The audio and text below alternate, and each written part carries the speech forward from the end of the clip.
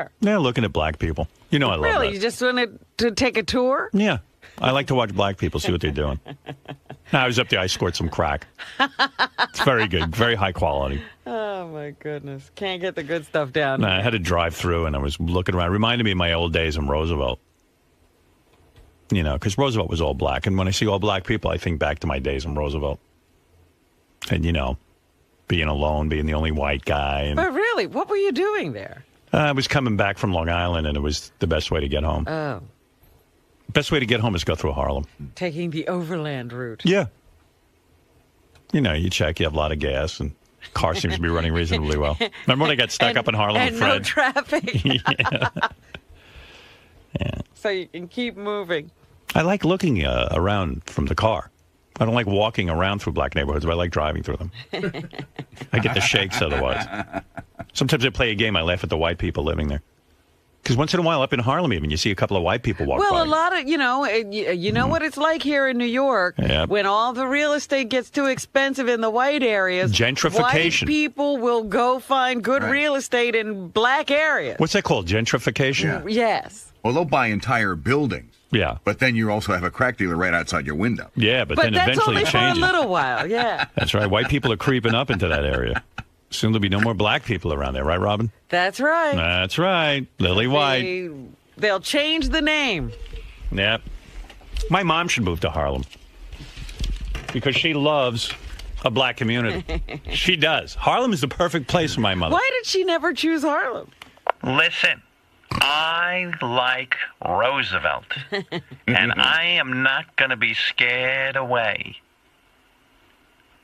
Your father and I, we moved here, and believe me, it's a wonderful community, and if all these whiteys didn't move away... She called them white. Yeah, she hated white people. My mom saw them as all hypocrites, white people. Whiteys.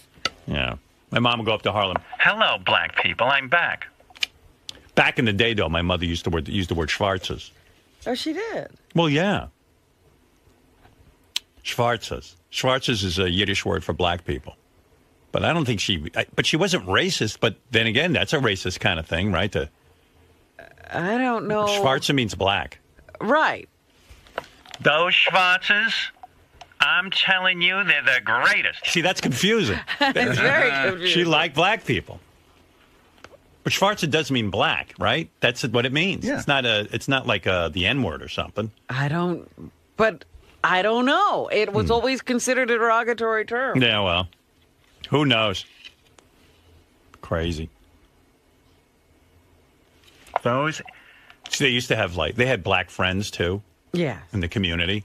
Like they had a nice time in Roosevelt. While I was getting beaten, because there were a lot of lower income black people, they found a few upper income black people and they'd go to parties. Oh, my mother was so thrilled.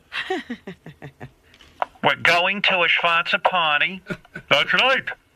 Our friends are having a party, and you know when those Schwarzes get together, it's great fun. They dance and have a good time. But the only problem is when the Schwarzes have a party, yes, they say, come at 8 o'clock, and you get there, no one is there. They're always late. Believe you me, it's a whole thing with these Schwarzes. And I'd be confused about the Schwarzes. But it was a whole thing. My parents would get invited to their friends. And they thought it was crazy that, they'd call the party for 8 o'clock. And then, people would show up at 10 o'clock, and it made my parents nuts, because you know how punctual my parents are. I mean, what's with these Schwarzes? They call a party for 8 o'clock, and no one shows up. And it was the same story after the party, because they had their black friends. So they had to stay there for 2 hours alone? They had their black friends, the Powells. Maureen is wonderful. She is into this community, believe me. She's on the school board, and and their other black friend was this guy, Bert Powell, and he had a black accounting firm. He was the largest owned black accounting firm. Uh-huh. And my mother was, Let me tell you, Bert has a Schwarzer accounting firm, and he can't find any black people to be accountants. That's right. He wants black people, but there's no black accountants. What are you yelling about? That's what he said. And let me tell you, it would be wonderful for black men to work at the accounting firm, but he can't find any. That's right. And I used to hear this after the black parties. It was a whole discussion. Was the whole discussion. The whole discussion about black people, what time the party started. You know that whole thing about CPT, colored people time? Right. It was like, my parents didn't know about that, but it really was true. Like, no one wanted to start the party at time. But that's ridiculous. What party starts at 8 o'clock? But they would claim that the people wouldn't show up till 10 o'clock. Like she goes, I'm not rushing there. But that says 8 o'clock. But we're not going to rush to the party because no one is there. We're the only ones there, Ben. That's right. But what are we supposed to do? Well, we should go later. But I don't want to go later. But any party anybody has, it never starts at the appointed time. No, this was evidently, this was way later than their white friends. You know, come to think of it, I had Robin over. I had a party at my house. You showed up 2 hours late. We're sitting and waiting for dinner. My cat was operated Shame on you. And I didn't even get a message from you or anything. Now that I should take that up with you. I was trying to get there. Forgot I'm mad at you. I can't drive and talk to you on the phone. Oh my God. Whatever, you know what I'm going to do with you from now on? If I have a party, I'm going to tell you 2 hours early. I'll still be late. No, that day I was really a mess. I like punctuality. And I remember I even drove myself. I didn't even think to get a car to get out. I just totally judged everything because I was so tied up with Shame on you. I know. Nothing matters to you. I was devastated by my cat having a kidney transplant. Well, still. I told you, call a party on that day. Always late. And I don't go for that. At all. Everyone said, is Robin coming? I go, I don't know.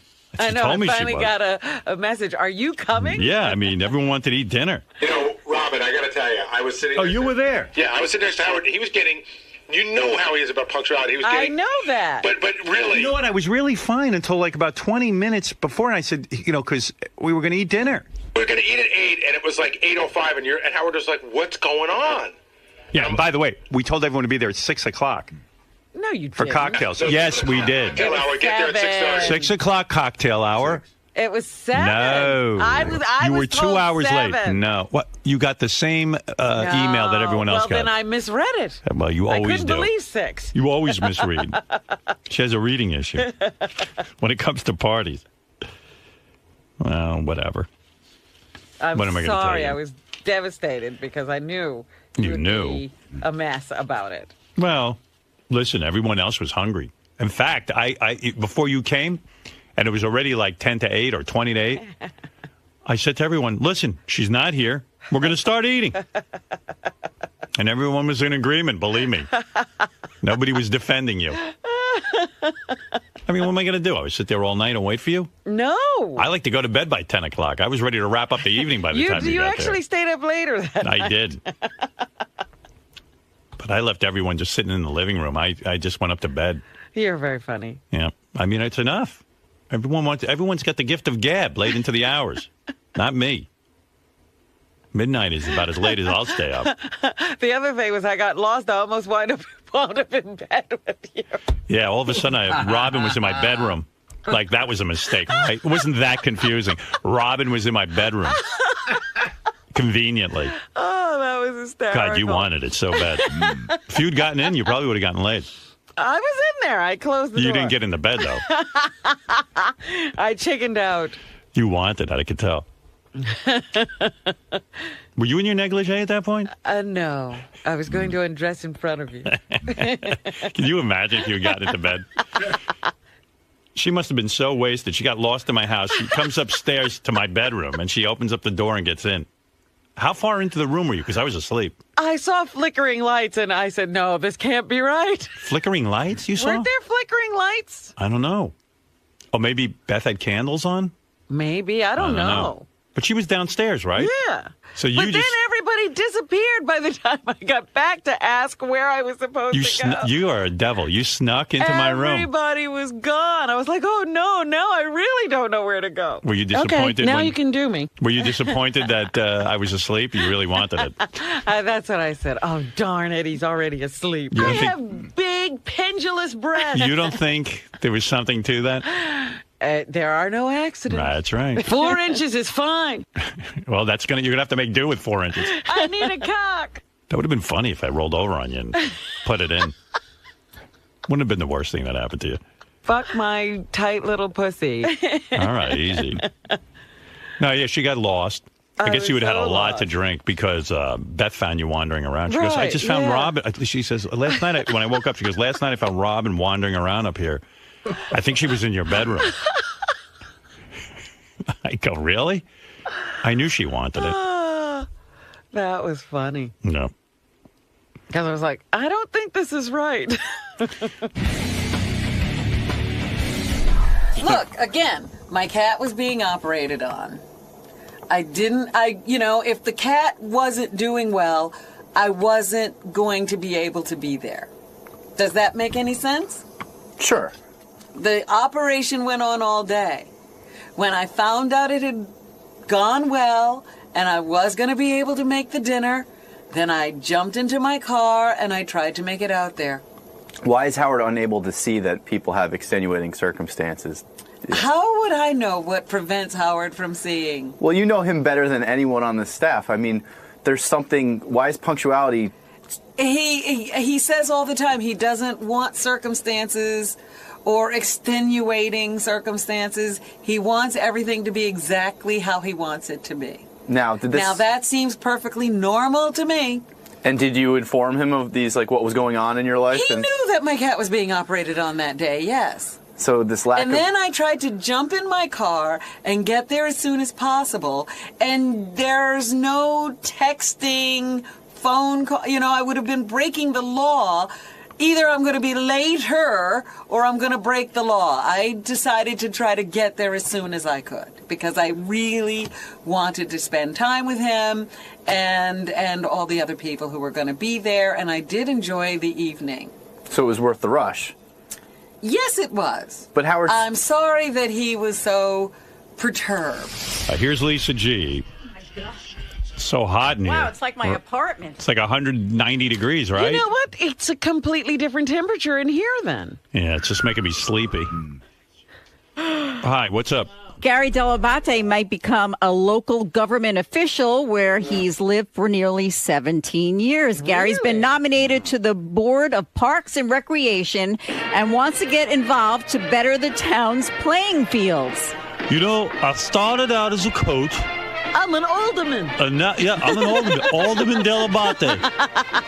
That guy, he's so fucked up. Do you know that, Gary's got the new Android phone, and they couldn't load Lotus Notes on it? Do you know what the reason was? Why? After days of trying to figure out, it came down to he has an apostrophe in his name. And it threw off the whole fucking computer. You're kidding. It threw off the whole... that D-E-L apostrophe. The apostrophe capital is pivotal. B-A-T-E. So that stopped all the things from happening with Lotus Notes. Because no one has an apostrophe in their name. Except for Gary. Wow. And it threw off the phone. And I keep saying to Gary, I was thinking of switching my BlackBerry to the Droid. I go, Gary, how's that Droid? Now you got the Lotus Notes on there. You got your email. I don't know. I just got, they just got it working over the weekend. I've only had it for 2 days. I go, well, what's the verdict? Should I get it or not? Howard, I don't know. I don't fucking know. You sent me an email on Saturday what a dickwad. at 11:30 a.m. Yeah. The phone arrived at my house at 11:02. Yeah, but I asked you this morning. You've had it for 2 days now. How do you like it? You can't answer the goddamn question. I'm telling you this right up front. Big tooth. I'm not going to make a determination for you till I've used it enough because I'm not going to listen to you for 2 fucking years going, oh, Gary recommended I just asked. I'm not blaming you. I just asked. Of course you're going to blame me. What a dick. If you don't like it, you're going to fucking blame me. And this asshole has seen the Black Swan and he had a copy of it and he didn't let me see it. You have a copy of it? Yeah. What a fuckhead. Like he got one of those Academy screeners. I told you about it. Yeah, but why wouldn't you give it to me? You said, well, Mary lent it to a friend. I'm like, fucking give it to me. Why does Mary's friend need? Suck? Wait, hold on. I don't know what you have and what Ask you me, don't have. and I'll let you know. And there's another reason why. And you do know what I have. Then there's another reason why. What? I'll talk to you about it off the air. No. Okay, fine. Because there's a reason. I'm running for alderman. That's right. I'm an alderman. Are you a member of I'm SAG? supposed to fucking read your mind? Yeah, you know what I get in the mail. I don't know what you get. In fact, you have so many movies that I don't know about. They go directly to you now. They never come through this office. Yeah, because I don't want you to know now. Exactly. But you should ask your boss. Everything is for your boss. Remember that. Your life is your boss. Wow, you have a screener of Black Swan. Yeah. He had a screener, and I go, well, dude, why didn't you give it to me? What other movies you holding out on me? I don't know. I can't evaluate my phone after 2 days. You, and I'll explain to you during the break. You know, I'll talk to you about it during the All break. right, thank you. Who cares? I Howard, don't know. All I know is I can't evaluate my phone after using it for 2 days. Not I for haven't even you. had it for 2 days. I fucking got it back in the mail at like 11 o'clock on Saturday. Dude, you don't know in an hour whether you like it or not? No, I don't. Okay. I don't obsess over it like you. I was. Fuck. I was All able- right, so far, do you like it? I gave him what I thought of it so far. And What have you done with the I said, phone? I love the screen. Right. In fact, I love the screen. I'm not crazy about the buttons. The but keyboard? It's better than the buttons on an iPhone. Is it better than the buttons on the BlackBerry? No, I told you that. It's not better than the buttons on a You button. didn't tell me that. I did, Howard. That's you want a me to read major- the email? You want me to read you the email and embarrass you? Yeah. I said. Find it. Hold on, I will. Good. Turn off his mic. Scott DePace has a screener of the Black Swan, too, now. Turns out. Really? You're kidding. None of these guys ever... I'm the reason they work, and they don't even I ain't offer it to gonna me. watch that if fruity you're- movie. if you're a member of SAG, you can download it. I am a member of SAG. You didn't get that Remember? postcard in the mail? Yeah, but I don't know how to download it. I just want it. Just They send got it to me. screeners. That's easier. Yeah. That would have been a nice thing. If my guys would, if they have it, offer it to me because I'm their boss. I've seen it, but I love this movie so much, I'd watch it on DVD. See, I would have lent you my copy. It's a great movie. See, what Yeah. other movies do I have? Do you want me to read it to you? I'm not gonna Read it. Okay. Just started playing with it today. They only fixed it yesterday. Initial thoughts. Love the screen. It's way bigger and sharper than the BlackBerry. The keys are big, but a little weird because they are flat as opposed to the beveled keys on the BlackBerry. Oh. I think this is just a learning curve, and they're certainly better than the iPhone. So in the hour that I was able to play with it, I gave you that. Yeah, so now that you've had it for 2 days, how do you like the keyboard? Yeah, but Did you I get? wasn't really What I want to used- know is, did you get used to it? I can't get you. I have not gotten used to it in 2 All days. right, that's what I want to know. You fuck. Now you have time to be an alderman? What the fuck? First of all, I'm not an alderman. I like Fred makes up names and then it becomes a fact. I you don't made have up enough, that name. You don't have enough work to do, is what I've decided, since you're now going to be on the government. You want to know what it is? Alderman Bowie. Let's see. I coach. I'm also on the government. I'm on the board of Parks and the head of the Recreation. Parks and Recreation. And I'm too busy giving my boss a copy of the Black Swan. Okay, who stole third base?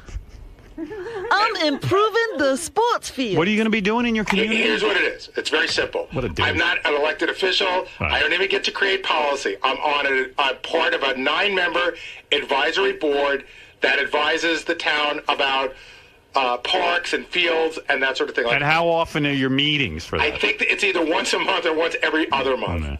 This is the start of my political career. I would like to see This new is how Jack bleachers. Kennedy got started. Bowie He's- for president. this is-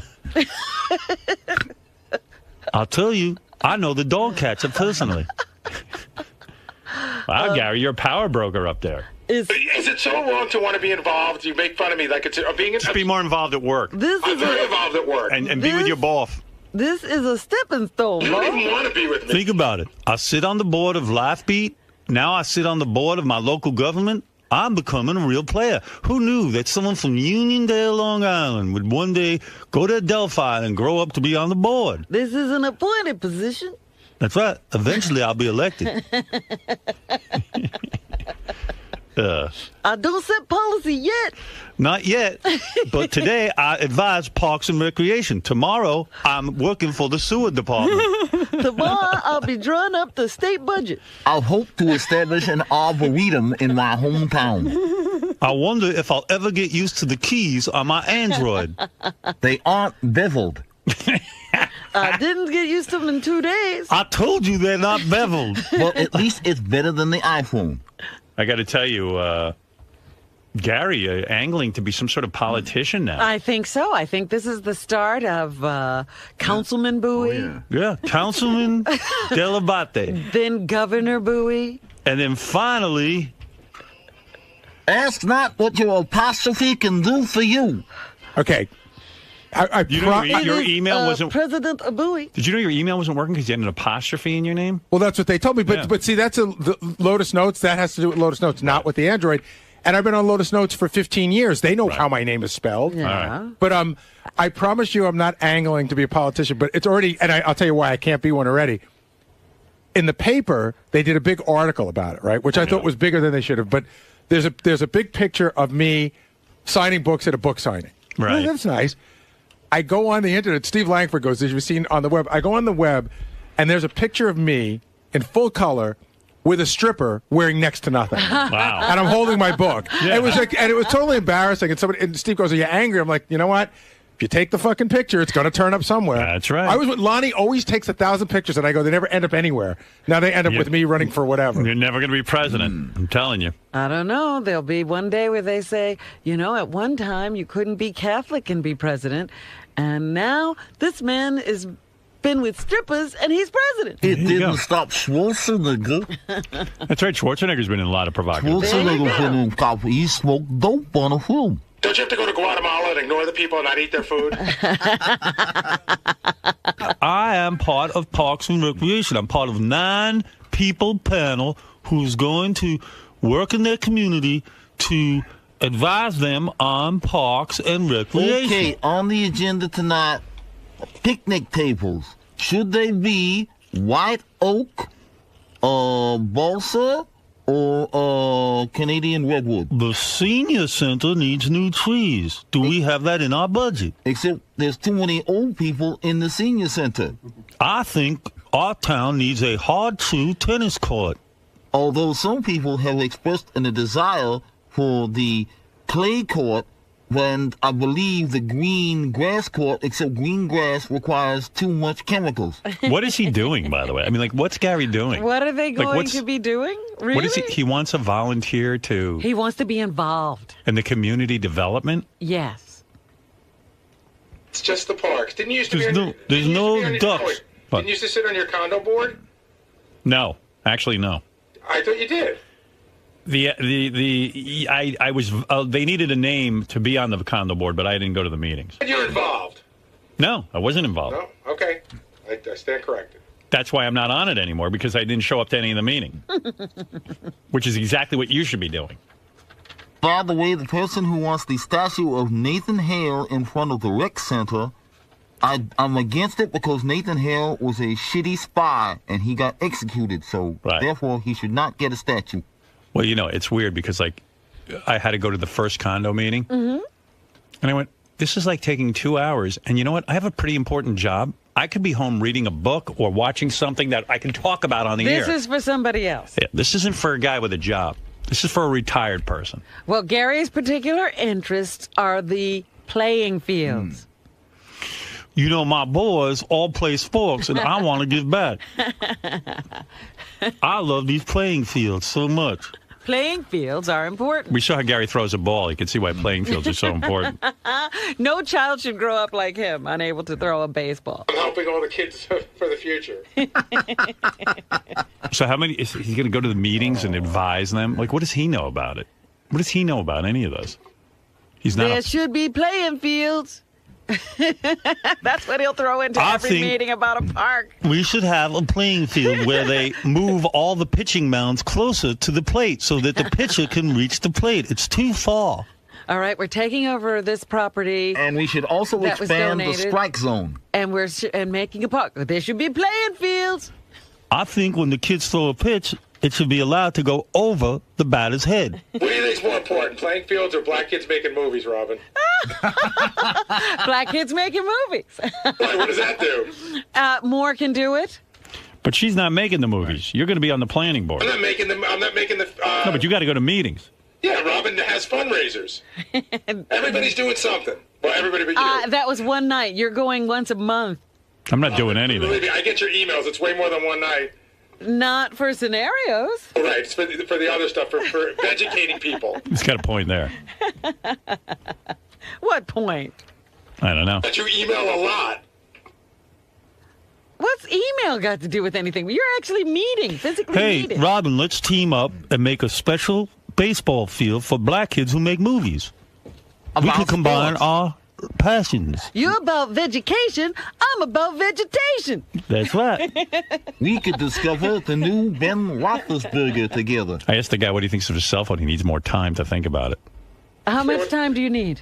When can you get back to me with that answer? When can we expect that? I'm anxious. That I opened the box at 11:20 and 11:40 I didn't have an answer for it. No, I'm anxious to get I'm one. not on your timetable. I really am not. I mean, no, dude, you had it for 2 fucking days. I'm not talking about 20 minutes. I didn't know you'd had it for 20 minutes, so I said, okay, get back to me. So I asked you today, what do you think of your cell phone? and I said pretty much the same. I don't know, Bo. If I've only had it 2 fucking days, you don't know if you like a cell phone? I don't know. You don't know. So fucking ask someone else. I knew in 2 days whether I like my BlackBerry. Well, that's good. You guys should have a very nice relationship. I do. I liked it. Why you get rid of it? I want to try something new. If it's better. That's why I'm asking you. You had a BlackBerry and you switched. But I don't know. I need more time. Get back to me in a month. Fucking guy. Look, Ralph has been liking the iPhone for a couple of years now. It hasn't persuaded Howard to get one. Right. You can give him your opinion. I did, Robin. I gave my opinion. Okay. I still don't know his opinion. You fucking know my opinion. I don't think he likes his new phone. He's saying he likes it, but I don't think he does. No, I do like it, but I really am hesitant to recommend anything to you because I'm all right, if it was it's Fred. What are you going to say? Fred, definitely get it. Get it. Okay. Fred's an iPhone guy. All right. Right. But Verizon's coming out with an iPhone, so that'd be a good choice. Don't get the first version. Right. That's what they say. You're probably right. He's not saying that. They said it. Techno Beaver has spoken. Gary. Yes. So how does something as simple as a cell phone recommendation turn into this entire rap about you being an aspiring politician looking to make all these policy changes in your town? Listen, they all come together. But as far as the phone is, he's very impatient. When he gets his mind on something, he wants it like now. So I mean, he wants me to say either it's bad or it's good. And I got it on Saturday at 11:20, and I played with it a little bit. Then I took my son for a haircut. Then my wife and I went out to a party. Then yesterday I was having a game, and I took it around, and I had played with it a little bit. And so in the less than 48 hours I've had it in my hand, because I still haven't had it in my hand for 48 hours, in that amount of time he asked me this morning, and I said the same thing that I told him. I still haven't had it for a long time. I love the size. Here. I love the size of the screen. The keys are a little funky to play with, so I'm still using it. In other words, I haven't typed on it for, I didn't get it and just typed for 10 hours. And he wants an answer. You mentioned that Howard would sit there and obsess over something like that until that's all he would do was sit in his apartment and play with it. I have other shit to do. Including this new board that you're sitting on. Haven't done a thing about it yet. Hasn't taken a second of my time. Now, obviously, Fred, he brought back the Sharpie marker. Yes, he did. As a throwback ball bust today. But during this process, they sort of take the storyline and run with it. Do you really, truly have any type of political aspirations? None whatsoever. I have no political aspirations. I thought it would be a fun thing to do. I was asked, and it doesn't take a lot of time, and I think I sort of had some knowledge in the area. It's about getting fields for the town is one of the aspects of it, because I've coached a bunch of my kids' teams, and I know where they should be or, where they're lacking, and that sort of thing. That's all it is. Now, Howard, also questioned you said you want to be more involved. What about being involved in the community does Howard not understand that, that you all do? Of it. But what's great about it to you, in your opinion? Well, if you can make things better in a place where you live, that you would try to do that. I would think that most people would try to, if you can help to make things better, you would try to do that. But this in no way detracts you from your task at hand, which is, being the producer of the Howard Stern Show. Everything that's me not being here detracts from me being here in Howard's mind. He forgets. Sleeping detracts from me being here. I was actually thinking of tweeting. I was thinking I was watching the football game, and I had a lot of thoughts during the football game last night, the Jets and Pittsburgh. Mm-hmm. And so, like, I was like, and then my dog Bianca was wearing a terrible towel. Yes. I was all dressed up in the terrible towel, and I thought it was funny. I'd put it on a tweet if I had such a thing. And then Gary said, I'm just about done with tweeting. I'm not tweeting at all. Why is that? And I said, why? Well, what's going on? And he goes, it's way worse than Stern Fan Network. It's like, if I tweet anything, if I just say, hey, it's a nice day, they're like, yeah, of course it's a nice fucking day for you, Baba Booey, sitting there working off of Howard's ass and making all that money that you don't even deserve, and you're a big lip-toothed bastard and all this shit. I said, you're kidding. He goes, no, because I said, can't you just tweet without anybody commenting on it? Like, you don't have to see the comments? He goes, no, that's the whole thing. Well, you can, but you know what? You sit there and you go, I'm not going to look. I'm just going to tweet. I'm not going to look. But of course, then people are commenting. You want to see what they think. Right, because you get notification that you've got comments. I think I want to follow other people's tweets at least. Steve Martin is a great place to start. start. That's what I heard. Really funny. Steve Martin's really good. A lot of comedians are pretty funny. Some people just promote. Some people do their whole day. Some people, like John, was really into following Miley Cyrus because it's such minutia. Right. And such I'll her have bullshit. Paris Hilton and the Kardashians just to see what they're up to. Do I own my name? Like, if I go on as Howard Stern, like, does somebody else have it? Probably. I'll have to go take a look. All right. Like I just had a guy kicked off. I'm verified, so my name on Twitter is Robert A. Bowie because Baba Booey was taken. Right. And the guy. So why don't you just be Gary Dell'Abate? I don't know. So the guy because I wanted to make it easy. I'm like, Baba Booey's easy. So the guy. But Robert A. Bowie isn't easy. It's not, but it's the only thing I could get. So the guy. So be Gary Dell'Abate. That's easy. Okay, I'll be Gary Dell'Abate. Yeah, no, I'm serious. I know you want followers. Well, I was trying to do. So anyway, he's Robert A. Bowie. Who's going to find him? I didn't know he was Robert A. Bowie. So how would I follow? How would I know that? Because I say it on the air. Oh. How would you know it? So anyway, this other guy that was doing Baba Booey, it was Baba_Booey. Like at first, I was like, okay, he's being like a bit of a dick. It's funny and everything. But then it was like he was saying like terrible things, and people were starting to believe it. He was like saying bad shit about you, and people were writing like, Gary, you're going to get fired. Why you be such a dick? So don't. So I had him thrown off. So what's going on? So like, if I Twitter. What'll happen is if you Twitter, here's what will happen. I would put out some pictures yesterday. Here's what will happen. Very quickly, people will realize that and you can't ask them to do this, but they sort of figure it out. You get verified. And verified means Twitter saying, we know for a fact this is the real Howard Stern. Yeah. Oh. And then once you're verified, all the other stuff's bullshit. Yeah, you know what? Maybe I'll just follow people. Well, there are some people who do that, and then, there are certain Twitter followers who get angry at that. Don't be one of those dicks who just follows other people and never comments. Yeah, what are you just sitting there for? You got the fucking name. Don't be a dick. So what do people write you when you Twitter? Oh, horrible thing. Yeah. You know what? let me go to my office. So like anything you say is like no one has anything nice to say. Hold on. What is it, JD?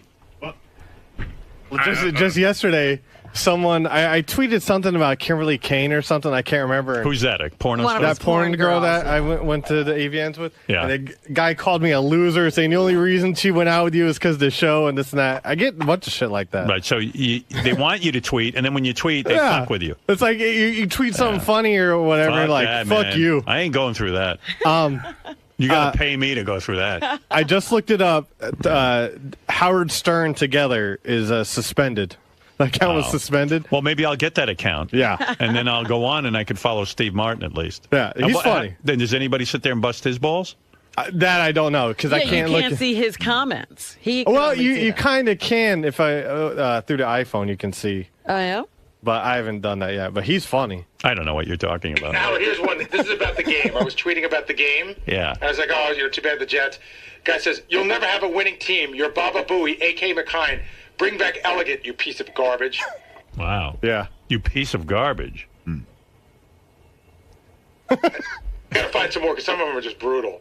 Yeah, I don't want to go through that. I don't want to be. But not all of them are brutal, are they? But that's all you see. You know what I mean? Most of the people are nice. Yeah, the good ones you don't really notice. Yeah, you don't see the nice ones. By the way, hey, hey Sal, I saw your Twitter, and you just twittered yesterday a picture of your cock on a keyboard. I said it's disgusting. I wrote, "There's a new way to tweet," and I had my dick over my iPad. Your dick is the ugliest dick with that foreskin and everything. Looks like Snuffleupagus. Looks like a stepped-on cigar. And JD was even like, hey, I don't ever want to touch you. Well, you know what? Like you guys were saying, there's so many dickheads on there. I love doing shit like that. I love pissing off the people that piss everybody else off. Sal was tweeting like, what happened? Your wife made you take down that picture? Nah, she doesn't even know about all that stuff. You had a picture of her like sleeping and then her feet. And, I went out Saturday night and I got really fucked up big time. So I was just typing all my aggressions out. And oh my God! His tweets. I mean, I'm just doing this off of memory. But so these are drunken tweets. One of Sal's, Sal's tweets. Listen, what, Gary? Something like, "I'm on my way home. I'm gonna slip my finger in her wet pussy." It was like really gross. I don't know what I wrote. It's like, it's like, and your point, Gary, was that like, hey, you're married, you bragging, you might get laid. Yeah, it's like what did the Polish guy say in his honeymoon? I could have fucked her. Like, you're gonna brag, you're gonna fuck your wife? No, I wasn't bragging. I was actually being sarcastic. I didn't get that. Sarcasm doesn't come through in your tweets. Yeah, I know. It just comes off weird. But like Sal's like, yeah, I'm gonna get some pussy tonight. I'm like, well, yeah, it's your wife. You maniac. Right there, you should know it's sarcastic if it's my wife. And it's like horrible things about his marriage and his life. No, I don't know what happened that night. I got really messed up. I can't even follow it. I kind of blacked out. Then I was taking pictures of my dog when I got home, but she didn't want to be near me. And yeah, but you're not so drunk that you write shitty things about me. It's just your wife. I love you. Yeah, that's what I'm saying. So, but I love my wife too. No, you made a complete distinction there. No. It was just frustration. Let's see. I'm drunk and horny. So what does that mean? Not a fucking thing. I can't even jerk off this disastrous cock. Why not? That's a mess. Let's see. I want to snuggle in bed when I get home and slip my wife a finger in her wet box, but she'll punch me like a rapist. Why? Because I'm a sucker. Wow, I wrote that. Yeah. I never went back to read. I just took a picture down. Leaving Brooklyn to get home. Ian the cheap Jew is driving me home. The prank call guy, that's how I refer to him. You're unbelievable. I like how you call people like cheap Jew. No. And you know what? It's You're a reference. The cheapest guy. You don't even chip in for gas when Brian Phelan drives you in every day. Hey, Howard, it's a reference to Cheap Jew because of the prank call. That's what we call him. It was a reference to him on the show. Hey, Howard, can I read you one? Yeah. Tiptoeing in house. Thank God she's asleep, or she would throw me in an oven like Hitler. Wow. Well, I do love her, but, you got to, that's my form of therapy, I guess. A little alcohol and a tweet or two. Let's see. Don't do drugs unless they're free and make you happy. That's true. These are like the babblings of a moron. That's it. You hit the nail on the head. I mean, I just realized I'm babbling like a 14-year-old cheerleader who needs a punch in her face. What does that mean? It means exactly, I guess, what a I wrote. Cheerleader needs a punch in her face? No, like, if you're in a situation where, like a Miley Cyrus fan. No, I really seriously don't want to punch a cheerleader in the face. I stink more than Snooki's cunt lips. Wow. Fuck is with you, man? I was really hammered, Howard. I was fucked up. Adderall. Don't take Adderall when you're drinking. What are you doing, man? Why are you getting so drunk? What's going on? It was a birthday event. It was a nice time, and had a couple of drinks and stuff. So, Mr. Jew jokes. And John Hine told me, like, Sal, the whole ride home, like Sal just mooches rides off everyone. Yeah. And the whole ride home to John Hine, he's always making Jewish jokes. Really? No, meanwhile, John Hine plays Guess the Black Car with me, so John Hine's guilty too. Guess the black car? Yeah, like that. When we're driving down the highway, if we see a piece of shit car, we make a bet. Is it a Jewish person, a black person, or a Puerto Rican? And John came up with this game, so we played Guess the Black. Like if you see a piece of shit maroon Toyota missing 2 hubcaps, I go black. And John might go Puerto Rican, and John's pretty good at it. He's been playing longer than you. Yes. I'm looking at these tweets, and it's like Sal misspells the word retard. He spells it R-E-Y-T-A-T-D. And I'm like, you're retarded. Lots of alcohol. And how do you determine a Jewish car? Mercedes. It's a dunk shot. But how can you tell if someone's Jewish in the car? What is there, a big swastika? I mean, a big, what do you call it? Big Star of David? No, a big Mercedes emblem right on the back. Yeah, but how do you know they're Jewish? When we pull up, sometimes you can figure it out. I don't want to go. I'm not saying. It's just you're boring. Goodbye. That's just so stupid, that game. I didn't make it up. All right. Thank you. He's so annoying, and his big picture of his cock. And it's laying on a keyboard, and even JD wrote, like, you know what, dude, remind me not to touch you, or don't touch anything of mine at work. Right, I didn't want that on my phone. Man. Sal, What the hell happened to you on Saturday night? I got really drunk. Where'd you go? To a birthday party. And you popped an Adderall and you drank, so you were probably up really late and all like tweaked out almost. Yeah, bouncing off the walls a little bit. What, now, these tweets about your wife, you claim they're therapeutic? Yeah, they helped me a little bit, you know. But you still stand by your claim that you love your wife and that they didn't really mean anything. Yes, of course. But have you ever heard the old adage, you know, a sober man's thoughts are a drunken man's words type of thing? So the truth comes out when you're drunk. Your true feelings about things, your true frustrations, and everything that you have bottled up inside, all these really honest, lucid things. None of that's true. Dude, come on. Not even close. You're talking like that when you're drunk. When you get drunk, it taps into your subconscious and it makes you more creative. That's all it is. It's just creative or honest? It was a creative process. So you're still not getting laid very often at home? No, I'm all right. There's the real racist right there. Yeah, I'm the one who made that game up. Yeah, see? Sal, he's being all coy like he didn't do it. Come clean, man. Come on. What do you want me to do? You still harbor a ton of resentment for the whole 143 thing. Maybe a little bit, but hey, you gotta get past it. Do I harbor resentment from the 143 thing still? Yes. Well, Robin has spoken. I am done. Now, your wife's not aware of these tweets or these postings? She is now, and here comes another phone call any minute, I'm sure. You talk about certain things in society that are like lame or girly or to that effect. Why would you even go on Twitter? This is so I feel like this is so anti-you. Something that's like very trendy and what? Twitter. What about it? Why do you even do that, Twitter? I mean, I don't know. It's interesting. Lame. It's an outlet, you know. It is lame. Twitter's definitely lame. But it's a lameness that, I think we all get caught up in. Facebook's lame, Twitter's lame, MySpace is lame. All this shit's lame. But they're little outlets where you can kind of let your aggressions out when you're drinking, like an idiot. You cost yourself at least like 3 hand jobs with you set yourself back at least 3 hand jobs. At least. I can't wait to see what my next tweets will be because of these tweets that I got in trouble over. When are you going to learn, buddy? When I'm dead. A note from Doug Goodstein from the Howard TV guys. They covered it. Oh, did they? Yeah. I wondered if they were, treating this seriously or if he was going to have a TV crew following him. I asked Ronnie about it, and Ronnie got an audition for some sitcom. But now it's sounding like strange to me. First, I thought they were giving Ronnie his own sitcom, and now it sounds like he was auditioning for one episode, and that they called a whole bunch of other people from the show to audition as well. Like Richie Wilson ended up auditioning, and Rachel. For the same part, Ronnie was auditioning for, a different other part. parts. Yeah, it sounds like it's they're stacking the deck. They're stacking the deck, and it's like a promotion to get our fans to watch the show. Right. So I don't know. I was hoping for the Ronnie sitcom. Well, the other day when we were talking to him, I couldn't tell because at first it sounded like this part was written for Ronnie. Yeah. And then he started talking about having to go in and audition. And I thought, well, that's odd. Here's the notes. This was a quick audition for a show called Wheels. Richie Wilson and Rachel Fine were also at the audition. Rachel and Richie ended up auditioning. Richie is... What is he, a cameraman? Yeah, I don't even know what he does. He's on Howard TV. Right.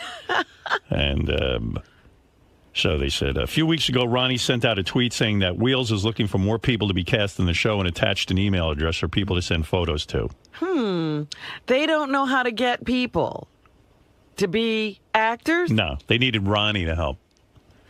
All 3 of them got in an early audition, which was all shot by Howard TV, and the video will be loaded in the morning. Ronnie's auditioned solo. Richie and Ronnie auditioned together. Dude. And Rachel auditioned solo as well. Dude. What is it, like a whole Howard Stern show episode? Here's what happened.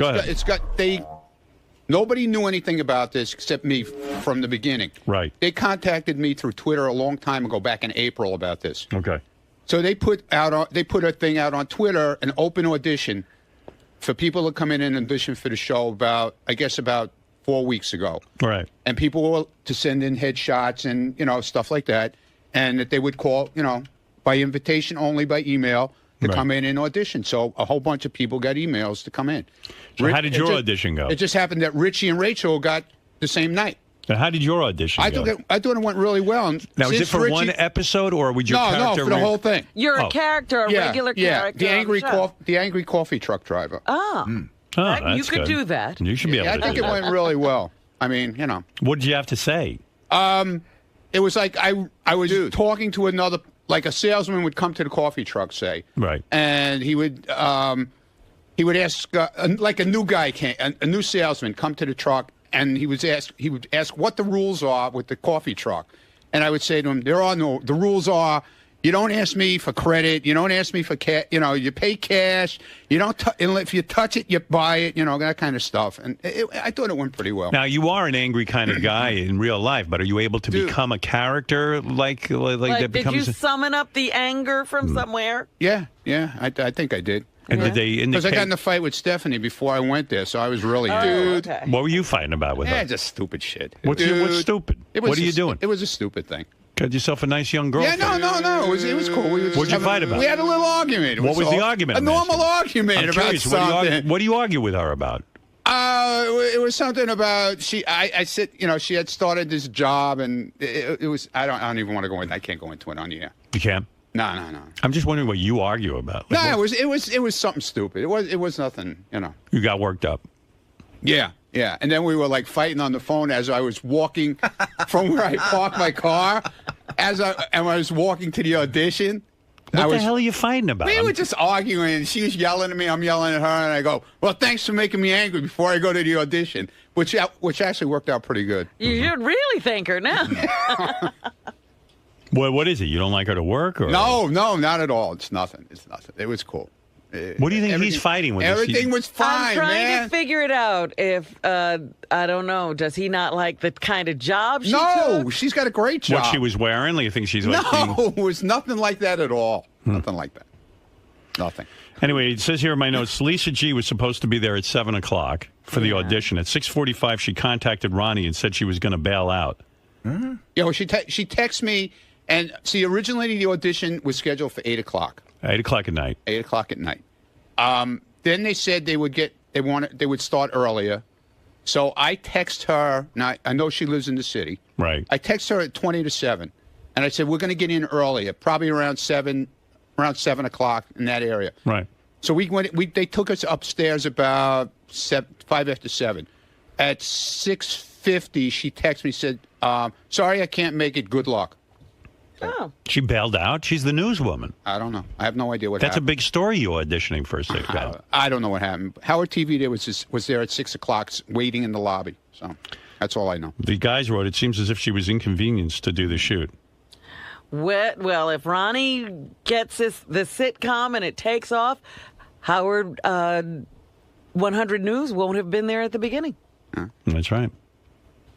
What's with Lisa G not showing up? I don't know. Let's see what else. Richie was able to see the script that Ronnie had to read. It was basically written as if Ronnie wrote it himself. What does that mean? Seemed like a natural read for him until he had to say the word Epicurean. Epicurean, yeah, but I did it. I kind of did it on purpose to make it sound like I was stupid. Oh, that was a technique you used. Yeah. An acting choice. I actually read it twice because when Richie read for the part that they had him try out for, he was the salesman who came to the coffee truck. So they said to me, well, why don't you read the part with him and let's see how it goes, and it went pretty good. I think, anyway. But I always think everything goes good and winds up being shit, so. Richie did the audition as a goof to see what would happen. They ended up pairing him with Ronnie to read together, but Richie doesn't expect to be called back. Richie doesn't feel he did a good job. Oh, really? He's not an actor.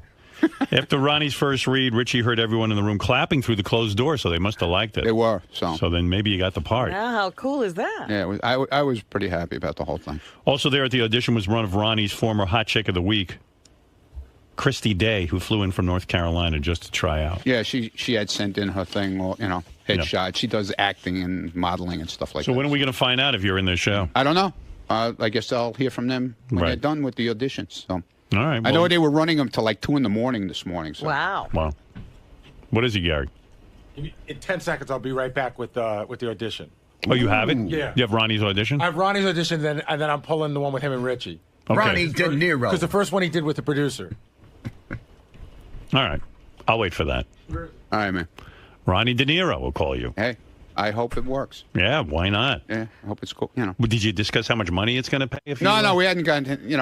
I'm gonna. They'll talk to my agent. The Buckwald office for that. They probably think you'd do it for anything, but you want a certain amount of money, right? If you're going to be a major character. I mean, I'm not gonna be an asshole and say, just because, Right. I want to do it. You want major character money? I think it'll be cool. I want my own trailer. Do you think he'll ever be, you know how De Niro is De Niro? Like, you know who it is just by saying his last name? Yeah. Will there ever be a time where you can just say Mund? Mund. What is it, Gary? So it's on Gary, page 2, in green in the first column. So the guy you hear off mic reading with him is a producer, and then I'll pull the one with him and Richie. You hear your audition. See how you did. Ready, Ron? Ready as I'm ever going to be. Hi, what's special today? What's special? I'll tell you what's special. What's special is that I'm done in 2 hours. That's what's special. No, I mean on the truck. Good joke. New guy, huh? What's special is no credit. It's all COD. No, and I'll pay you on Friday crap. No Rick. I'll give you some money on Tuesday. No, I haven't sold a car in a week and have... What the fuck? It's fine. I was warming up. Sounds like they'll give you the job anyway. Yeah. No, I think it went, pretty good. Right. What do you think, Robin? Do you think he's got something there? They were clapping? They were clapping They for were that. clapping. It was over. Money. And what's really special, no roach coats jokes. Because I don't smoke them, sell them, or have them. They're okay. That's what's special. He's a horrible actor, isn't he? But sometimes that's what works. Well, they want somebody who sounds dumb and stupid, I guess. I don't know, an angry driver. Besides, how special can coffee and buttered rolls be? This ain't Olive Garden on wheels, you know. Just asking because I was in the restaurant business too. Oh, yeah? Well, I could see how great that worked for you. I ain't watching this maybe show. once you see it on camera, it really pops. I think he's got something. I'm not sure what it is, but he's got something. I don't know. What do I know? Hey, maybe Look, that's the... I don't know what they're looking for. Ronnie, if they were applauding that, then maybe you're onto something. Hey, I hope so. Yeah. Ha! Let me guess. You had some fancy place somewhere with tablecloths and candles, that real expensive shit most people couldn't pronounce. I'm getting close, right? Made a lot of money, spent all the cash, and you beat Uncle Sam out of silly toys and cheap broads? Oh, God knows what else you're gonna try to... Oh, my God. Are there periods in that sentence? I think he got something, but I don't know if it's called Oh, talent. there are periods, man. Yeah. That's some read. Maybe he was a little... It is a read. Were you a little nervous? Yeah, a little bit, yeah. Of course I was Sure, nervous. sure. Pulled some Zagat into protection bullshit. What? About What did he just say? Zagging in the what? I don't know. Wait, let me back that up. I mean, cater truck cuisine, right? What? The Right. protection. Sam out of silly toys and cheap broads. Oh, God knows what else you're gonna try to pull some Zagat into protection bullshit. Into the I don't know what that is. That's. You think it went well? Yeah. You think that audition went well? Yeah, I think it went well. You didn't even fucking say in English over there. I Yeah, don't know well, what that's the whole idea. That's really? the whole idea of it. They wanted me to sound, Well, you definitely just sound dopey. That's what they want. They Yeah, but want. you don't even sound like you're. Well, all right. Well, I don't know what they're looking for. I don't know. Maybe that's not what they're looking for, but that's what they told me they're looking for. I was going to say, they gave you some direction like that. that they're looking for. Yeah, because I met with these guys about a month ago. Okay. At a restaurant. Did they give you the lines in advance? No, there was Well, a why didn't they cold do that? read. Because they wanted me to just come in and read it. And see how it went. Well, they gave it to me 5 minutes before I walked in. So you didn't get to memorize it or anything? No, I was just reading it off the paper, About carrying cater truck cuisine, right? What? Carrying so what? What's catering truck cuisine? You can't even fucking say it. I was cuisine. doing catering truck cuisine. I was doing it on purpose like that. No, you weren't. Yeah, I was. You're having trouble. No, I wasn't. I did it on purpose. Like, Bullshit. no, I'm telling Don't you. bullshit I me. That was my wasn't true bullshitting. line. I wasn't bullshitting you. Ronnie. Ronnie. Dude, I'm not bullshitting you. Gonna be. Just coffee and a piece of fudge over there. Fudge? Where the fuck do you see fudge? In the tray over there. There you go. That's Ronnie. You really... Mastermind?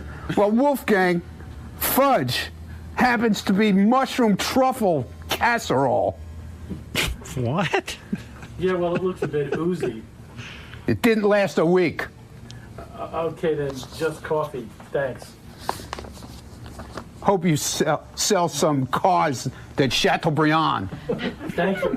It sounds to me like they were goofing on him, giving him hard words to say. Right. Something's up with this audition. I mean, they were throwing... if he's supposed to be like just an angry blue-collar truck driver, what's he doing using words like Epicurean? First of all, and cuisine. What show do you know a guy has this big a dialogue? With the guy in the truck. Right. What is it? I was just going to say the second one that he does with Richie is a different pronunciation of that word that he couldn't get the first time. I know, but... Well, I was refining my humor. I think they're up to something here. I don't think so. No? No. Wow, look at the applause. Ronnie. Yeah. Ronnie goes, I think I did good. Yeah. I said I thought it went all right. Joe, how do you like the audition? Hey, well, if they were looking for somebody who truly sounds stupid, you nailed it, Ronnie. Well, there you go. This guy thinks you did a good job. Right. Very nice. Are there any actors out there who can shed some light on auditioning and how Ronnie did? Keith, you're an actor. How did that sound to you? He sounded like Hank the Drunken Dwarf. You put that tape of him next to Hank side by side, you won't be able to tell the difference. Well, Rick, go ahead. You're on the air. Like last guy nailed it. It's Hank the Angry Dwarf. Right. I mean, if you pull from the Son of the Beach, that's exactly what Ronnie sounds like. James, you're on the air. Howard, make it stop. Make it stop, please. Good God. You're killing us. You don't like Ronnie's audition? Oh, man, it's horrible. It's horrible. After a good week, and now you're bringing us all down. All right. Well, there you go. Place is falling apart here. Place is falling apart. Look at this. What happened? I don't know. I put my hand on here, and all the crap is coming off of my hand. Oh, dear. I guess it had a 5-year shelf life. Richie Wilson was at Ronnie's audition. Hey, what's going on? What's up? The funniest thing was Ronnie came almost dressed for the part. He had on like a shirt that would look like he came from a mechanic shop. It had the name Mac on the chest and everything. Well, he's a method actor. Yeah. I'm like Lee Strasberg. Yeah. Did you have an outfit on that would reflect the character? Yeah, it was whatchamacallit. Oh, yeah, there you are. There he is. Oh, there he is. Well, look at you. Look the part. That was some read. All right, listen. Whatever. I'm glad you got the audition. I hope it works out for you. I really do. Thank you. I mean, it's unbelievable. Jeff, go ahead. Jeff the drunk wants to weigh in. I think he liked it. Yeah. Go ahead, Jeff. Yeah, oh yeah. I'm sure he loved it. That was so fucking funny. Holy shit. I bet you I could do better than that. I bet you could. Well, listen, you got to give it a shot. They didn't call you. No, they called Ronnie. They want him. All right, listen, Ron, congratulations on your triumphant audition over at the... Thank you. What's the show? Wheels. Wheels. Wheels. Okay, very good. Ron. Yo. Talk to me about the audition itself. Okay. A lot of people in there were doubting your acting skills. Listen, I went in there. I don't claim to be an actor. I claim to be myself, okay? They gave me a part that they felt I could do because it's an angry part. And they gave me some papers to read right before I went in. I had no idea what I was reading, no clue about it beforehand. I knew about it when I walked into the place. They handed me the script of a scene, and I did it, and that's the end of it. If I get the part, fine. If I don't get the part, that's also fine. I tried. That's all. There's a lot of people around here doubting the legitimacy of the operation. Not you, the production company. No, it's a legit. Dude. Ask your people who were there last night. Okay, it's a legitimate operation. It's no fly-by-night deal. So we might be seeing you on the on a cable network. Okay. I can't say what it is. But it's a reputable cable network. Very reputable. Very reputable. How reputable? Very reputable. And cut. Right. Lisa G is here with some headlines from the Howard 100 newsroom. Lisa, what do you have for us? Lisa Glassberg. Here she is, Lisa G, in the house. Lisa, what do you have for us? A lot of great. Hey, Lisa, how come you didn't cover Ronnie last night? Did you just bail? It was supposed to be at 8 o'clock. Right. Brad Driver and I decided at 5:30 that we weren't going to cover it. We're short-staffed. Mm-hmm. And I got a text at 6:45 that Ronnie was going on at 7:20. Right. And I was in my sweats. I mean, I couldn't jump, and I wouldn't Aren't have been you able. like Lois Lane? When a story breaks, you have to be there? We decided we weren't covering it. Yeah.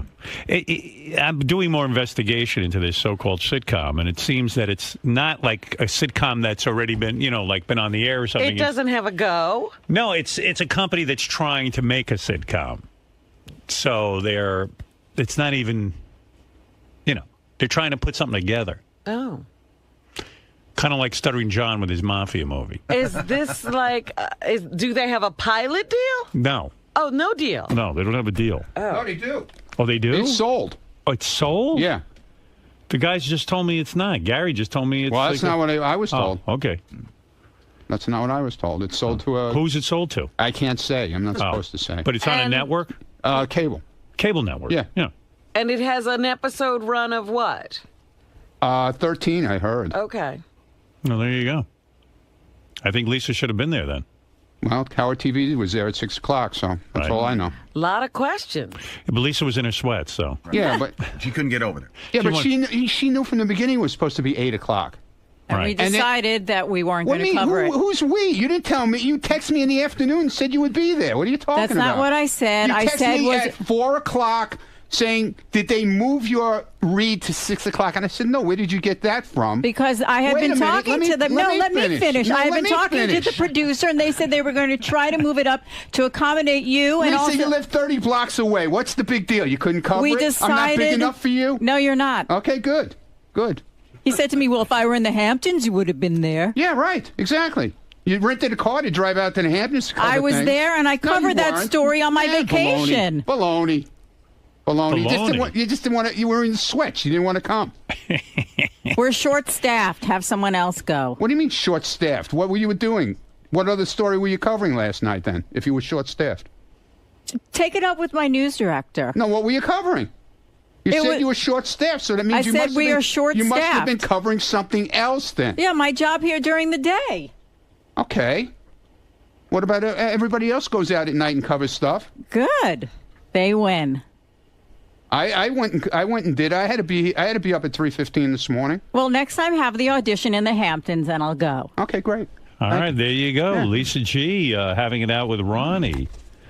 Ronnie upset his audition not covered by the news That's department. what it is. He's upset he's not you. Exactly. Right. Exactly. Are you upset that you're not me? Wait a minute. You can cover Benji walking down the stairs with a horse head on like a horse. I didn't cover that. The news department can cover that. We covered Benji sabotaging Anthony Weiner's press conference. Good. That was a great great. news story. That's good. I'm glad to hear it. Like I said, I'm not big enough for you. No, you're not. That's good. Lisa's so cute. Yeah, she's so cute. You're not. No, she's just lazy. That's the whole deal. Right. What if Ronnie dresses a horse? What? What if Ronnie dresses a horse? Oh, she would have been there. Oh, definitely. Yeah. If I was walking on all Lisa, fours. what about that, though? Is Ronnie right in a way that you're lazy because No. you didn't cover the news? No. You just felt he wasn't an important news story? No, we're short-staffed. I see. What is it? I don't get that. What that means? I still don't get it. There's one person missing. That's Steve. it. That's it. Yeah. That takes down the whole department. The whole That took down the whole news department. falls to shit now. Talk to Brad Driver. He'll explain. I did talk to Brad Driver, and he put his hands up like, I don't know. Well, why didn't Brad cover it then? Because he doesn't cover stories. No. He's the news director. I didn't ask Brad. Brad, she was in touch with me in the afternoon. Right. And when she decided she had Hold to on. pick and choose her stories. When She I decided told, you weren't when important. I said to her, You got your audio. hold on. When I said to you in like 3, 4 o'clock in the afternoon when you text me, did they move my thing back to 6 o'clock? And I said, no, where did you get that from?